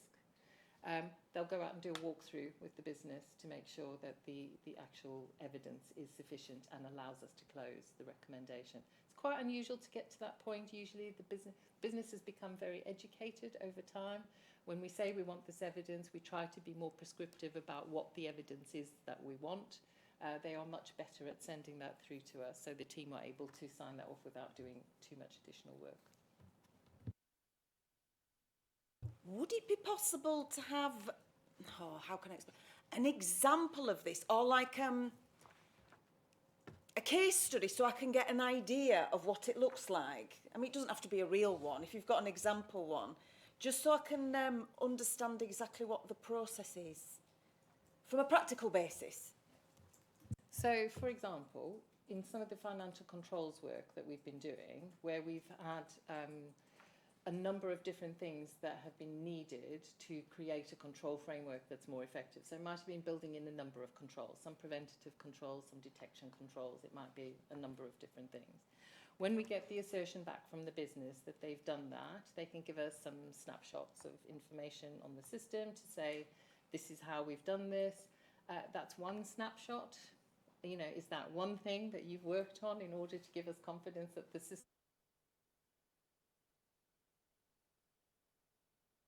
that it could be? The auditor will go out and say, can we just sit down in the system, have a look at that, show me how that works so that I can see it's replicated. It's not one example, just to meet a recommendation. We know people are under pressure to meet recommendations, but we want them done right. So we will take that extra step if we need to. Quite often it's a lot simpler than that. We need your strategy, send us the strategy, we will look at that and make sure it addresses the risks that were raised in the audit. So it's very, very case dependent. Okay, Councillor Taylor. Yeah, two things. I'd welcome something in here that does give us that kind of critical, serious level, because there are a lot of recommendations and really we need to try and focus on those that are probably the more critical, the most important. The other thing that I'd welcome in this report is the date of the audit, because actually if we've got an item where the audit was done 2 years ago and we're still waiting for those recommendations,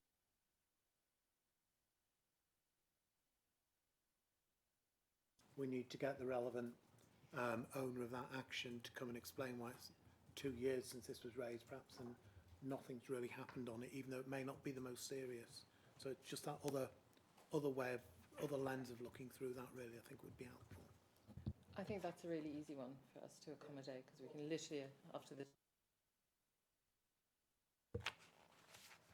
I've just got a quick question. Your audit, you do recommendations,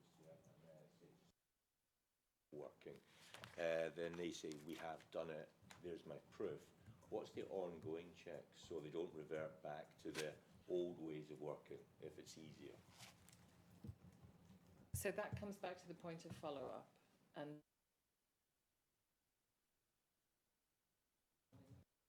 the year before that, well, actually going back further than that even. If we think there are things that will need regular testing, we'll build them into cyclical audits, which we do around a lot of the financial stuff, lots of the procurement stuff. Anything where we've got standing instructions to the business that we need to test, we will go back and do cyclical audits of those. Okay, thank you. I think we did talk once before, Bron, about trying to set some trigger points for when officers would come in, and I think you just touched on it then, Councillor Taylor. It might be worth brushing that off again now we've got some new committee members and having a bit of a think about that, maybe it's pre-session. Yeah, happy to do that. We can arrange something. Thank you. Kate, did you want to? It was just coming back to Dave's question earlier around debt. I hadn't forgotten on that one. So in terms of the debt actions, a number of the actions we're sitting with, the action owner hasn't been in the business for sort of the last 3 months in terms of that. So I have been covering that role.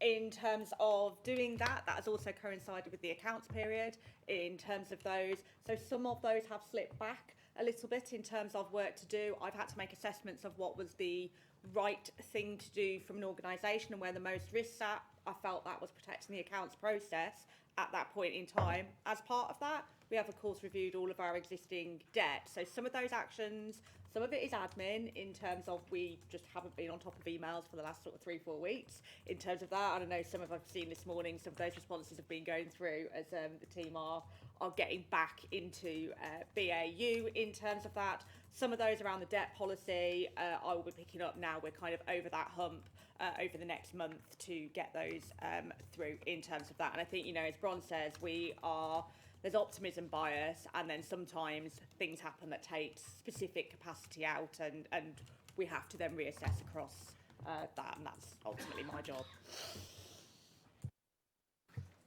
So just in summary then, do we have any understanding yet how much of the couple of £1 million worth of outstanding debt we're going to have to write off? At the moment, all of that has been, so there's some debt that was written off because, as I think the report had outlined in there, some of it is legacy debt that came actually over with the old system. It's going back to 2017.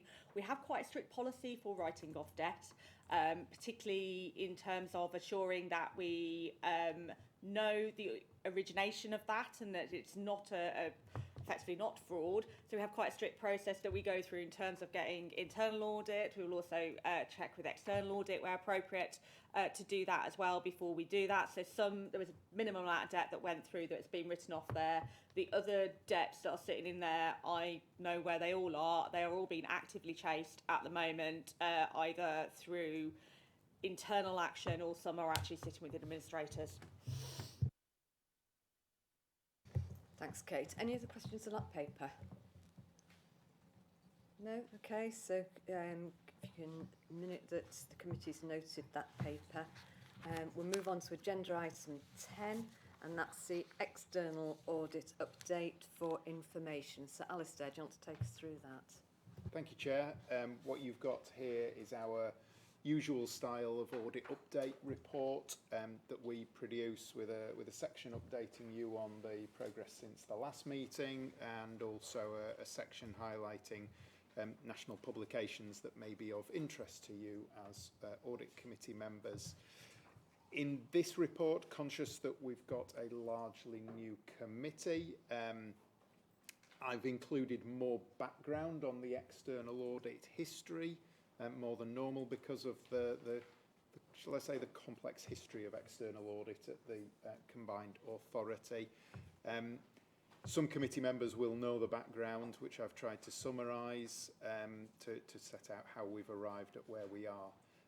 So to summarise, we have two main responsibilities as your external auditor. We give an opinion on the accounts, and we consider the arrangements that the authority has to deliver value for money in its use of resources, focusing on three criteria, those being financial sustainability, governance, and improving economy efficiency and effectiveness.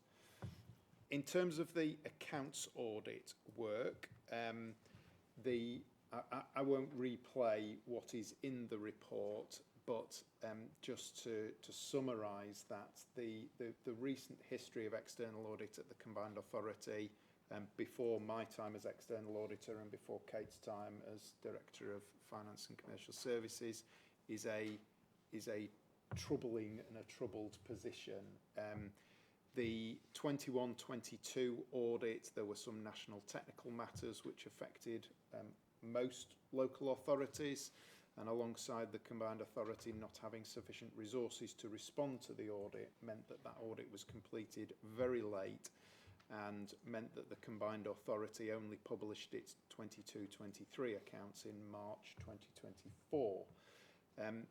That has led to me and the auditor before me disclaiming audit opinions on the authority's accounts since 22-23. And the focus we are now in is trying to rebuild that assurance from where we are, having 3 years of disclaimed opinions. That rebuilding assurance will take time. Our focus now is on identifying the risks that exist in the accounts to target our work accordingly. we've been waiting, existing members will know, we've been waiting a long time for the various external parties, national interested parties, to put in place a framework for rebuilding, which enables ourselves as the external audit firm and the other audit firms to put in place their own approaches to how we rebuild assurance in these situations. We've now got that. So my focus for the current year and for the current month is to focus on the risk assessment work, which we are doing to identify what approach we can take to rebuilding assurance and how quickly that might happen. I don't have that information at the moment. We've got to go through that risk assessment process, as I say, which we're on with. We should have that completed by the end of July, so I will be in a much clearer position when we come to your next meeting in October to be able to say, this is what the risk assessment has shown, these are the issues, the key risks, this is our approach to that, and consequently this is how long it will take, I think. Obviously, the quicker and shorter it is to deliver, the easier it is for the combined authority to support that process. An audit is not just me coming along and doing my work. I've got the combined authority's finance team to work with to support that. So if there's an awful lot of work, that is necessarily going to take consideration as to how quickly that can be rebuilt. Hope that gives you a little bit of background. I've got an apology on the report. In the section when I talk about our value for money work, I've summarised that there was one reported weakness, which I've listed for you and set out what work we would do to consider if that had been addressed. That's absolutely true, but there were two weaknesses, not one, and I've neglected to put the second weakness in there, so I apologise for that. The second weakness, which we reported last year, actually links to something that is included in the annual governance statement earlier, and it's around the operation of the bank reconciliation controls that operated through 2024-25. The authority identified that the process that it had been going through hadn't actually been reconciling the right thing to the right thing. So there had been a reconciliation process, but it hadn't been giving the authority the assurance that it wanted to get. I think that's fair and accurate, isn't it, Kate? You're nodding. I've not misrepresented that. So that we reported as a significant weakness last year as well. I hope that gives you a little bit of a summary of that. We will obviously be following that up in our work on value for money. We will be carrying out that work. We've started that work now, and we will be carrying that work out. The timetable for completing value for money work is that I have to report it by the end of November each year. So whether I'm able to bring a summary to your October meeting is, shall we say, questionable. We'll need to make good progress to do that, but we would be reporting it by the end of November and discussing that with Kate in advance, and we will bring that to you, the outcome of that to you at your next meeting, if it isn't in October. So I shall pause at that point and happy to take any questions. Thank you, Alistair. Councillor Cummings. Bank reconciliation. Now, to me, that's the easiest thing to do. You have a bank statement, you've got your accounts payables, yeah, and your accounts receivables, and you tick them off. How can they get it wrong? Because obviously to be honest, that's a critical thing. You then know your computer systems recording correctly. Yeah, you've not got any fraudulent activity going out that hasn't been recorded in your computer system. So you've got your analysing your computer system for duplicate payments, etc. You know, so surely that's something that should be done since 2000 and, well, ever since the bank and computer systems started. Yeah, I'll let Kate answer the question, because the question is more directed as to how that happened. In terms of my work and my focus, you're right, it's a fundamental control. There's no more important control. I think from what I recall, the authority identified itself from the work it had done that what it had been doing wasn't reconciling the right thing to the right thing. But I'll let Kate explain more accurately. That's absolutely true. So the weakness was picked up by ourselves, reported to Mazars by ourselves. We had already reconciled the entirety of 24-25 at that point and put the controls in place at that point where we were in 25-26. In terms of what had happened before, I can't possibly comment because I was not here in terms of there, and we don't really have many staff that were here, so I couldn't in terms of being able to comment around how that arose from there. I think that would be inappropriate actually of me to do that, and I'd be speculating ultimately to do that.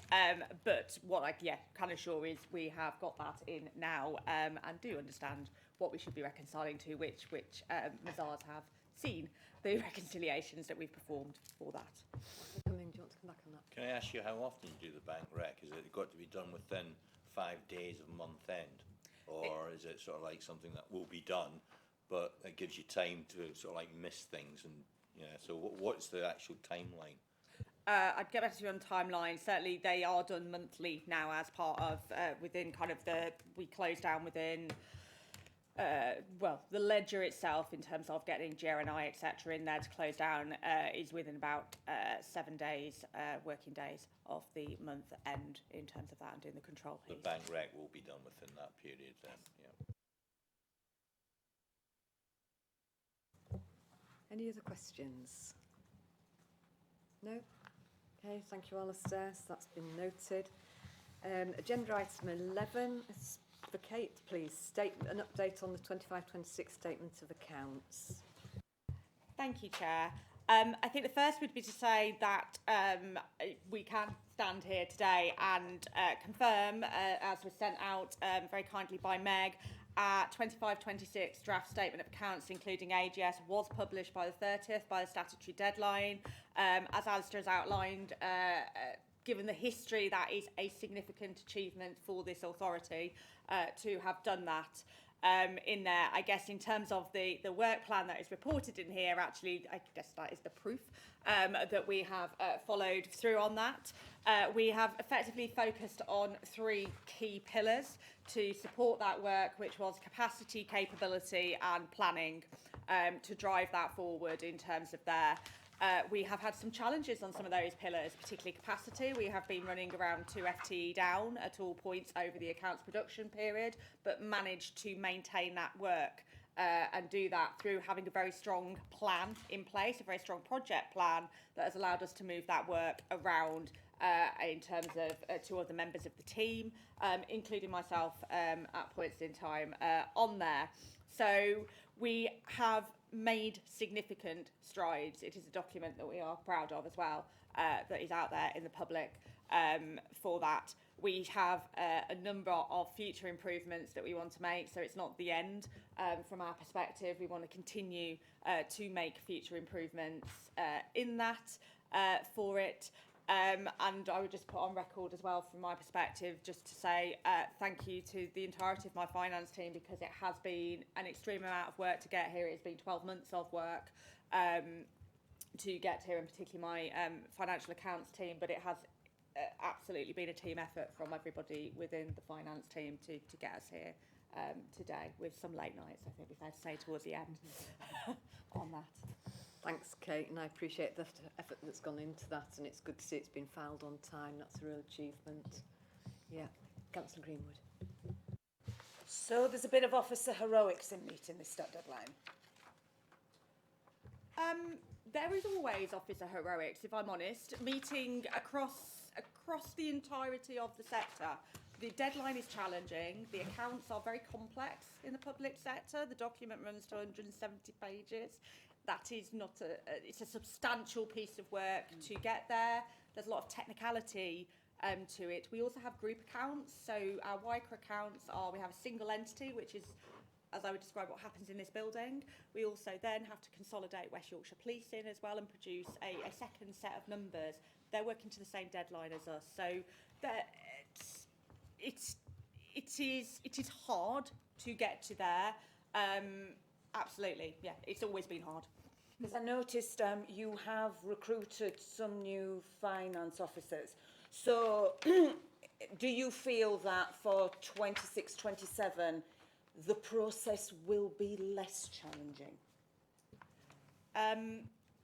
No, I don't, because the nature of the authority is changing and therefore the complexity is changing of what we do, and that will bring, and we're already on top of this, we're talking about, so things like the bus franchising programme, and this is the complexity of what we do. The bus franchising programme means that we own a significant number of assets. That becomes relatively complex, some of those arrangements, and how we then need to account for those under the accounting standards. So the nature and the change of what you kind of see means that the accounts don't stand still and the financial complexity doesn't stand still. So in terms of will it get easier? No, because our nature will keep changing. In terms of will we be more confident and we will feel more confident to be able to pick up those changes? Absolutely, yes, in terms of that. So I have restructured the team over the early part of the year in terms of that. So we had a relatively flat structure, created more hierarchy, which sits better for controls perspective because you've got doers, reviewers, approvers within that structure. We have got a more permanent contingent of staff. We were heavily reliant on contractors within our accounting staff, and we have got some new appointees coming in hopefully within the next 3 to 4 months in terms of their following completion of pre-employment checks. So we are very much on a good trajectory in terms of doing there and a growth through there. But in terms of, I think it would be remiss of me to say that it will get easier over there because we're not doing easy things. Thanks, Kate. Any other questions on that? No. Thank you.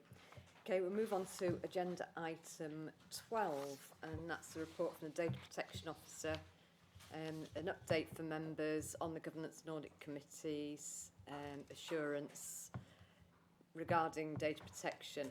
And this is the agenda item we're going to close for officers to discuss Appendix 1. So, Nikki, do you want to introduce the report, and we'll take questions on everything apart from Appendix 1.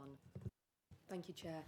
So this is a standard item that you will find at each meeting that you have as a committee. It deals with the data protection aspects, and it's going to be presented by my statutory officer, Saima Hawalada, and she can go through that report for you. Can I just remind members not to discuss the exempt items? We'll go into closed sessions for those. Thank you. Thank you, Chair. Thank you, Nikki.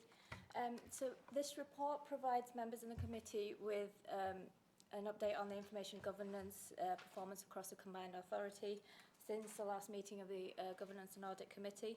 I'll take the report as read, but we'll just expand on a few key points from the report. So the report generally highlights some progress against the ICO's accountability framework, which is what we use to measure our sort of compliance performance against and effectively sort of audit our work. It also touches on sort of key performance indicators and that we ended the 25-26 financial year on.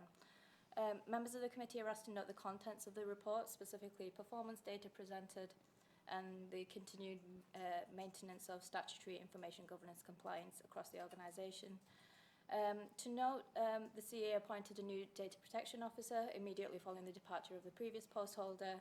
What's perhaps significant to note there is that there was no gap in the statutory coverage. So there was no period during which the organisation was left without a designated data protection officer.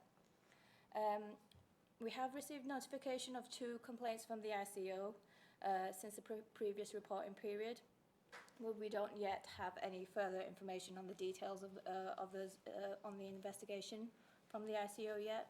I can confirm that they will likely look at the application of an exemption under the Freedom of Information Act.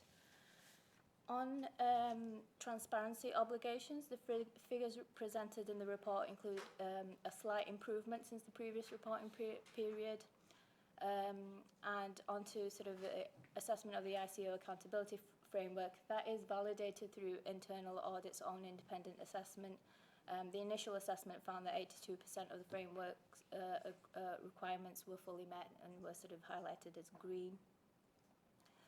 There is some work to do for improvement, and there are further details about that in the appendix, which can obviously discuss in the private session.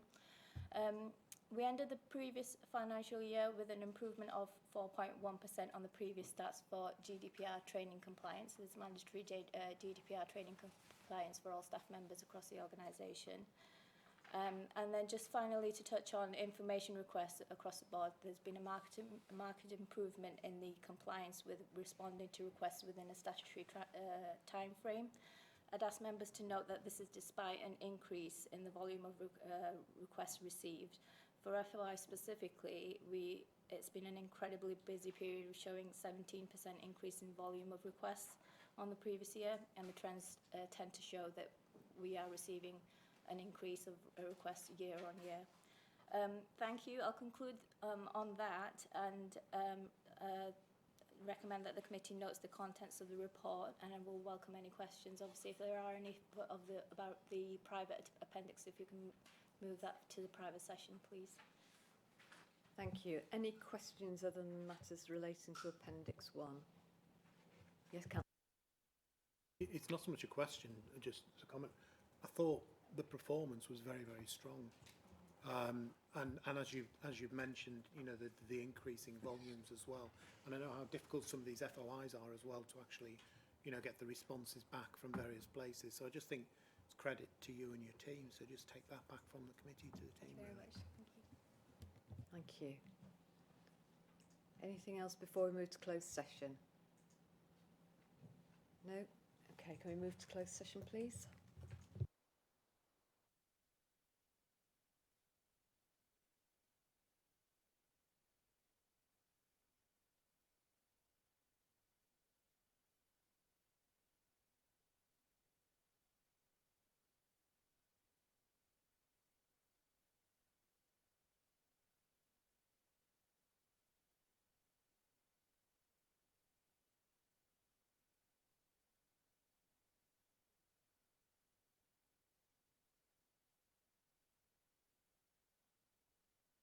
Presenting this report. Nikki? Chair, that will be the risk manager, but this is again like the data protection report. This is a standing item on your agenda that you should expect to receive as part of your pack at each meeting. I'll hand over to the risk management. Thank you, Nikki. Before I walk through the risk paper for the committee, a warm welcome to our new council members and of course existing council members for the ongoing contributions in this business year of 26-27. Allow me to provide the committee with a brief context and background to support the understanding of the risk paper presented before the committee today. It is to be noted that we are on the first rotation of our risk maturity cycle and currently on the journey to embed standardised, consistent approaches across the many programmes, projects and directorates here at the combined authority. This is important to note as the corporate register, the contents of which is summarised in the paper today, you may find there are two overall types of risks that require management. The first is what you would ordinarily expect, such as risks that impact the whole organisation and quite often strategic risks. However, we also have a second type. These are risks that require temporary escalation to the corporate risk register due to the oversight and interventions necessary for effective risk management. All corporate risks are assigned to leadership officers as risk owners, working alongside senior leadership officers as risk sponsors. What this means in practice for corporate risks is it's our head of services or equivalent that are risk owners and the directors, including assistant directors, executive directors, senior responsible officers, and where necessary, even our chief exec. This provides assurance that the right level of authority is managing the risks at corporate level. For further assurance, the senior leadership board in a formal setting discuss and review risks on a corporate register every 2 months. This is a standard standing agenda item and is beyond the usual progress and review activity leadership and senior leadership officers are involved in between the formal discussion and review. The two types of risk aforementioned on the corporate register should provide the committee with assurance that escalated risks as well as the usual corporate risks have the right level of oversight and interventions in keeping with effective risk management practices. For risks on levels other than the corporate register, work is ongoing to ensure risks are discussed as part of everyday business as opposed to periodic review time only, acting as an early warning indicator for a prompt escalation where necessary, and perhaps landing on the corporate register, which ultimately is reported to this committee, as well as other governance boards. With this understanding, it is not unusual for risks to temporarily come onto the corporate register and then to come off as they are de-escalated to directorate, programme or project level risk registers. Let us now take a look at the risk paper as item 13 on the agenda. We should find this on page 193 of the printed pack and page 197 if you are looking at the digital pack. The paper confirms the number of risks currently held on the register within the table under 3.1. We can note there are currently 14 risks with not much change from the previous reports to the committee drafted in January 26 and October 25. The report then highlights two appendices in 3.2 and 3.3, providing a summary of the information held on the corporate register split between Appendix 1 and 2. Before we go into those appendices, the report further explains in 3.4 the non-standard 5x5 risk matrix used by the combined authority to rate risks using likelihood and impact scoring assessments. The risk matrix was previously endorsed by the committee and approved at a governance board for standardisation and consistency. The remaining part of the report looks at implications of the report, and I ask the committee for these implications to be noted.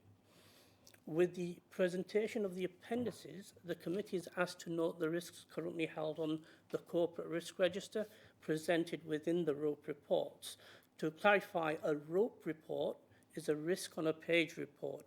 As per the term, it has each risk presented on a single page to be able to ensure clear understanding of the risk event, the cause, consequences, the assessment of ratings, the next steps and the risk controls required or planned to achieve the target appetite position.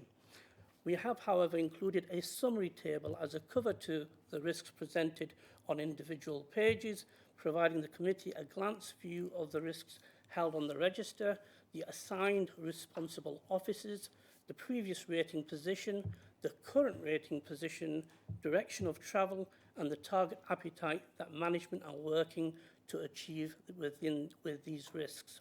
In simple terms, the ratings present a high-level view of where we were previously, where we are now, where we are trying to get to, and importantly, are we closer, further away, or is there no change from where we were before? For corporate level risks, it's not unusual to find no change for long periods, as it takes implementation of significant and lengthy mitigation plans to reduce the levels of risk and ensure the mitigation controls are mature and effective in managing the risk. If the direction of travel is reducing, these can be classed as wins in the sense that we are getting closer to the target appetite. However, if we are reducing to a lower risk than the target appetite, it provides us an opportunity to assess if the spend on the mitigation resources can be utilised more effectively, as we are already in acceptable levels of risk. So it's important to note that reducing isn't always a win. It can have, or it gives us the opportunity to ensure we are prioritising resources appropriately. On the contrary, if the direction of travel is increasing, this is a warning indicator, not to be seen negatively, but as a flag for further or prompt intervention. Extremely important in effective risk management models, providing the opportunity to manage the risk before it becomes an issue. May I remind the committee that the job roles of the responsible officers for corporate risks are leadership team as in heads of service or equivalent as risk owners, and the senior leadership officers such as directors and so forth noted earlier as the risk sponsor. Appendix 1 ROPE report contains the risks held on the corporate register, excluding 4 risks which are exempt under commercially sensitive information in relation to the security aspects where disclosure would leave the organisation vulnerable to security breaches. Of course, we have just discussed with regards to legacy arrangements, but we have, however, noted in the summary table of Appendix 1 that outlines all 14 risks, including the exempt risks, so as to provide balance and transparency and make sure the disclosure is appropriate for those risks without identifying the specific exempt information. The risk on a page detail for the risks containing exempt information are not available in Appendix 1, but are instead reported in Appendix 2, available for discussion during the private setting. Let us remain on Appendix 1 and note the 4 risks that are not within the appendix but outlined in the summary table are recorded with risk ID CRR 001, 014, 018 and 023, each of which contain mitigation information around security measures. Staying on Appendix 1 summary table,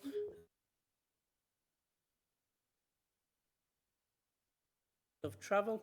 These are CRR 002, titled as fatality, and CRR 016, titled as bus franchising.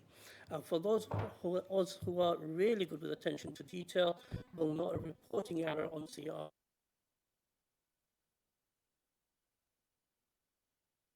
Very high rating and the current position as high rating. The true position is the reverse, so to correct the error it is to be noted that the previous rating position for the bus franchising risk was rated as high and the current rating position is very high. The correction then correctly reports the risk is in fact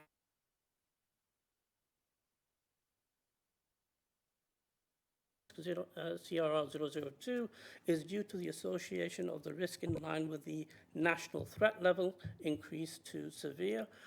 This changed the likelihood from unlikely to possible, and the impact remaining critical impacts the change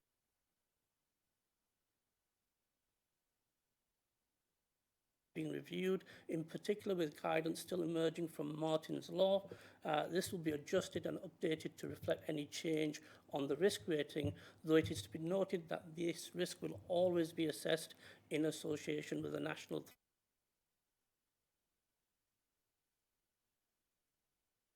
CRR 016 is due to evaluation of the control effectiveness and maturity ratings. The register confirms that mitigation controls to manage this risk have been defined and are partially effective. However, with a number of items management are focusing on to strengthen the controls and their effectiveness, it was agreed that the likelihood score assessment is raised from possible to likely, retaining the impact assessment score as serious. This changes the position from high to very high. A mitigation plan is under review and management will be in a better place to report interventions over the next 2 reporting periods with this particular risk. Whilst there is no change in the rating reported for the 2 cyber-related corporate risks, CRR 001 and CRR 023, management can confirm that we have achieved the Cyber Essentials Plus accreditation from an audit that took place just last month. This provides dependable assurance that the risk is well managed, and the reporting at the next committee will reflect this. There is one risk that continues to meet target appetite. This is CRR 014, protective security, the detail of which is in the exempt information. However, this risk was recommended to Senior Leadership Board for de-escalation and will come off the corporate register at the next report to this committee. The operator bus services risk ID CRR 006. One operator ceased all operations after 31st of March 26. partially as a result of the high cost of fuel. Emergency contracts for all impacted services are now in place. A full tender exercise has taken place for operators to cover contracts until they are franchised. All remaining risks continue to make general progress, and no risks are reported to be stagnant as at this reporting period. Prior to moving on to the Appendix 2 in the private setting, does the committee have any comments or questions to raise on this paper and Appendix 1? Thank you for that. Can I just make one request, which is somewhere we have a date of when these risks were put onto the register, so we can get a feel for how long they've been on there. That might be useful for context. Has anybody got any questions on this before we move to closed session? No, thank you. Can we move to closed session?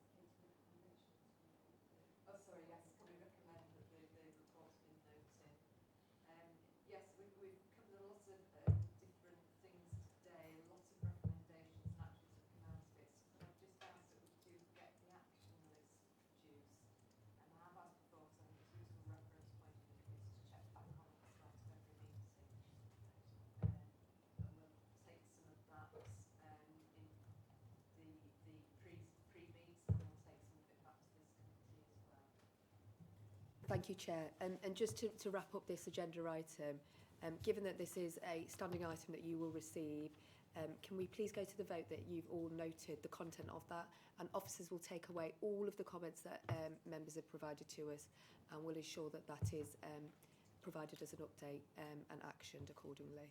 So could we go to votes? All those in favour?